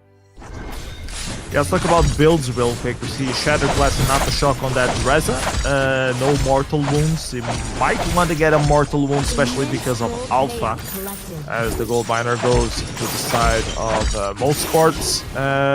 You see Celeste with the Spellfire and the Evil Harvest, so she's going for the long game, not burst damage. I wonder what her next item will be, if it's the Dragon's Eye or just Shattered Glass. Yeah, I mean, definitely have to agree, like, base build from Celeste, I think is very important in Celeste work to get to the late game. This is where it seems to be going right now, and Lil Mo is going to be so impactful in these fights because his face falls off into the late game as the Alpha is going to be up to the Celeste. We do see the way for engagement going on, the silence does land, and now Lil Mo is going to be almost killed, but it will be the bouncing and a healer back up, and now Alpha just goes straight back in and deletes the Reza from the fight. Troublemaker can escape. Soulstorm's going to go through, does land onto the lance, putting him down to half health. And the fight is over now, but the minions now ready to push onto that turret. Did FX can apply pressure. Now, Lil Mo applying that zoning pressure, putting Luna back under his turret and being to zone him out of the fight. Obviously, now post level 8 as well, Luna is but the damage that Reza did to that Celeste, only 2 hits and it completely killed her off, so that's like a little preview of what you're going to see on the late game when Reza is really online. He only has 2 items. When he starts getting 3 and some defense itemization, it's going to be really hard to get him off that Celeste unless Churnwalker can do something about it, or the Alpha will have to chase him down, but it's going to be really hard to get those prime directives with all the dashes that Reza has to just get away and be mobile. Exactly. Alright, another engage here. Celeste needs to be careful. The ultimate from Reza not quite connecting though. The Githian wall pushes away. Solar Storm connecting with 2 people, and a very dead Vox follows up from that. Nice team fight on the side of most sports this time. Yeah, for sure. I mean, certainly the side of Moti's pushing short start to win these fights, but they finally get the kills to follow up on that, and it will be the 6,000 lead ahead. They're really creating this snowball effect. And it's going to be up to the side. I love the bug on the chain on Churnwalker that's stuck to that bush forever. I wonder what happens if he recalls. I mean, yeah, it's for sure going to be up to the Superior Squad here to get their way back into this game. It's going to be pretty hard, though, being already 7,000 gold almost behind with 13.5 minutes in the game. Celeste is already an item ahead of everyone else, and also the same with the Alpha as well, has already got 3 items. Second, Tyrant's Monocle to really blow up the side of the enemy carry. I don't know why Vox didn't do a Poison Shiv there. He went for the Bone Saw instead, when both of the enemy heroes have sustained both Evil Harvest and what's it called? Serpent's Mask. So I think the itemization is slightly off on the side of Superior Squad. They should be doing some mortal wounds. Yeah, for sure. I mean, we right now, even a kill to the side of the superior squad. Yes, enough they pull the lands back in, but the collapse lands once again, and that's just going to be some erasing of the land city. Takes some nap into the ground, 6 feet under, and that would be the Kraken now opened up. Durgan Kern with the throw there. That's going to cost him a Kraken. Well, we say that they're looking for this, finding an angle that we can get in, and they do not manage to steal it. Wait for it does something. And Celeste has been actually deleting the backline. This could be the fight that they need. Though the Kraken is still going to charge down the base. Though they do manage to find the box, they manage to find the healer. That's going to heal him back up to kill now the Reza. And Reza's really going to have to run for his life, but trying to land. Now just press back use just to make sure that he can't run anymore. And that will be 2 kills going towards the Alpha. 21 breaking point stacks he had on his breaking point, doing so much damage. And Razzle is doing his job. He manages to get into the back line, killing Celeste off, but then Vox can't really do any follow-up. They can't deal with the Alpha afterwards. Even if they kill Celeste, they can't deal with the Alpha. And the Turnwalker is so annoying, keeping everyone locked down, or trying to keep everyone locked down. It really seems that the advantage is on the side of most sports right now. Oh, for sure, it is an almost full game, and despite that loss, there's still 6,000 gold in the lead in that battle to go to phase, just make him even stronger going into the next portion of this game through the Crystal Treant. Definitely just looking so dominant in this game, and it's really surprising just to see how strong this team actually are. This is probably the most dominant fashion you've seen. Oh, you have a one-on-one Celeste versus Vox. Vox decides to run away. Yeah, sure. This is no sibling fight here. Definitely been the most dominant game for sure this evening, out of all the 5 games that we've had today. But also, just continue to farm up and already got Turnwalker in a bad position. There's a chain going. Now it's Celeste in a bad position. They use the boots trying to get to her, but she also uses the boots and manages to get away. Yeah, Celeste going towards a 5th CP item. I think it would be much better for Celeste to go something like a Celestial Shroud or an Aegis to help defend herself against Rez's engagement to keep herself alive. An Aegis, yeah. I like the fact that FaZe has gone actually for the armor against the box. That is going to be the carry that he's going to be up against. Durgan King once again caught out of position. He wanted to have some vision, ended up giving a kill. 1,599 damage on that Alpha. That is double times more. And now we see the Kraken being pressured once again. Yes, now they're looking to try take a second objective, although MHP can't assert this. I would never thought they It looks like he wants to go in. He's trying to find the Troublemaker, and the Neverformed Data finds it, and now they look like they're trying to fight DS enough, but the box is already getting the back line, and it doesn't matter because although they managed to defend that objective, it will be for naught as the Kraken already half health is not going to find this turret. It is just going to get perhaps 1-2 shots, and then it is going to do some free gold. So the gold lead is actually just going to increase further thanks to that objective. Yeah, they just delayed the game a little bit further. It doesn't really do much of a difference. I think the Celeste should be more protected and have like some defense against the Reza, either Slumbering Husk or the heavy shield thing. Other than that, I think that it's completely dominant performance from most parts. So Reza does this job when he goes in, but there's no real follow-up or no way to challenge that Alpha. So it's a pure one-sided game. Let's see if they manage to pull something out of nowhere and then surprise us, though. Yeah, it's this Alpha, right? They're looking to take the Celeste down because they bought, obviously, the Atlas Pauldron. They've got the heavy armor as well on, and now they're looking to continue to push down positioning on this map for the side of most sports. They're looking to remove the vision side of the superior squad and not allow them in edge into this game at all as we move into the 20-minute mark. Durgan could secure like a good impale followed with a Githian wall, like stun one of those members up, either Celeste or Alpha. This could be a different matchup, but it's not happening so far. So let's see how this evolves. We might have another team fight coming up next here. Some focus damage. Chainswalker lurking behind the bush. Alpha just sitting there, waiting for the right opportunity to use the Prime Directive. Now here comes the engage. Alpha steps in. Crucible used prematurely.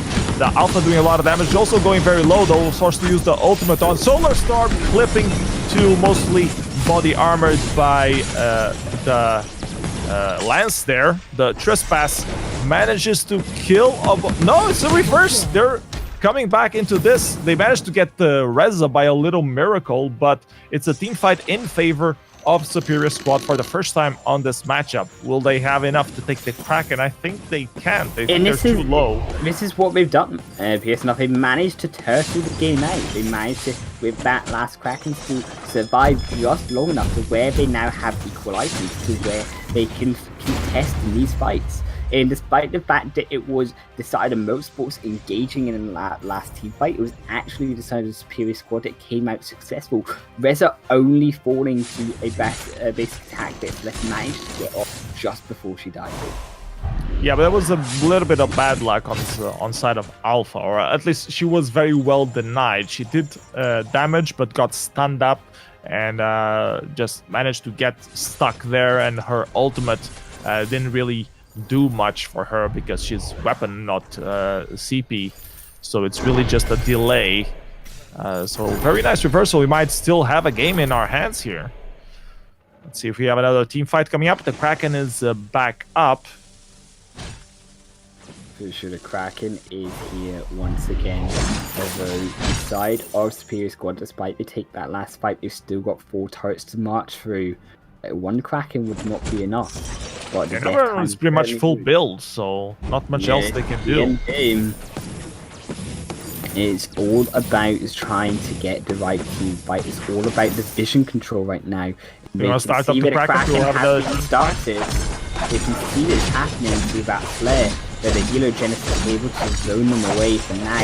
That the Kraken now half health within to the land. The Impale going to land onto the Alpha. Solar Storm Kraken's not going to miss land, sorry. Solar Storm does manage to land. That real still managed to land, and it going down thanks to that Solar Storm there.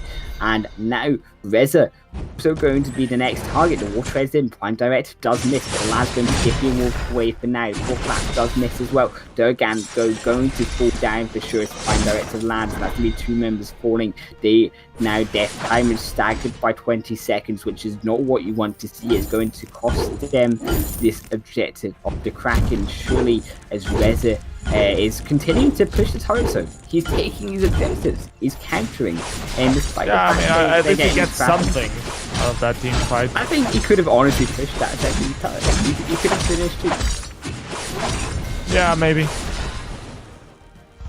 But I really like that team fight, like the Chainswalker, really, the Trespass catching 2 people, just perfect for that Solar Storm to hit him in the face and finish that up. So very clean team fight from the side of Motorsports there. That's what we want to see if they want to close out this game. They have a Kraken now. They need to escort. Here comes the Reza trying to do some team fight. The ultimate is popped up.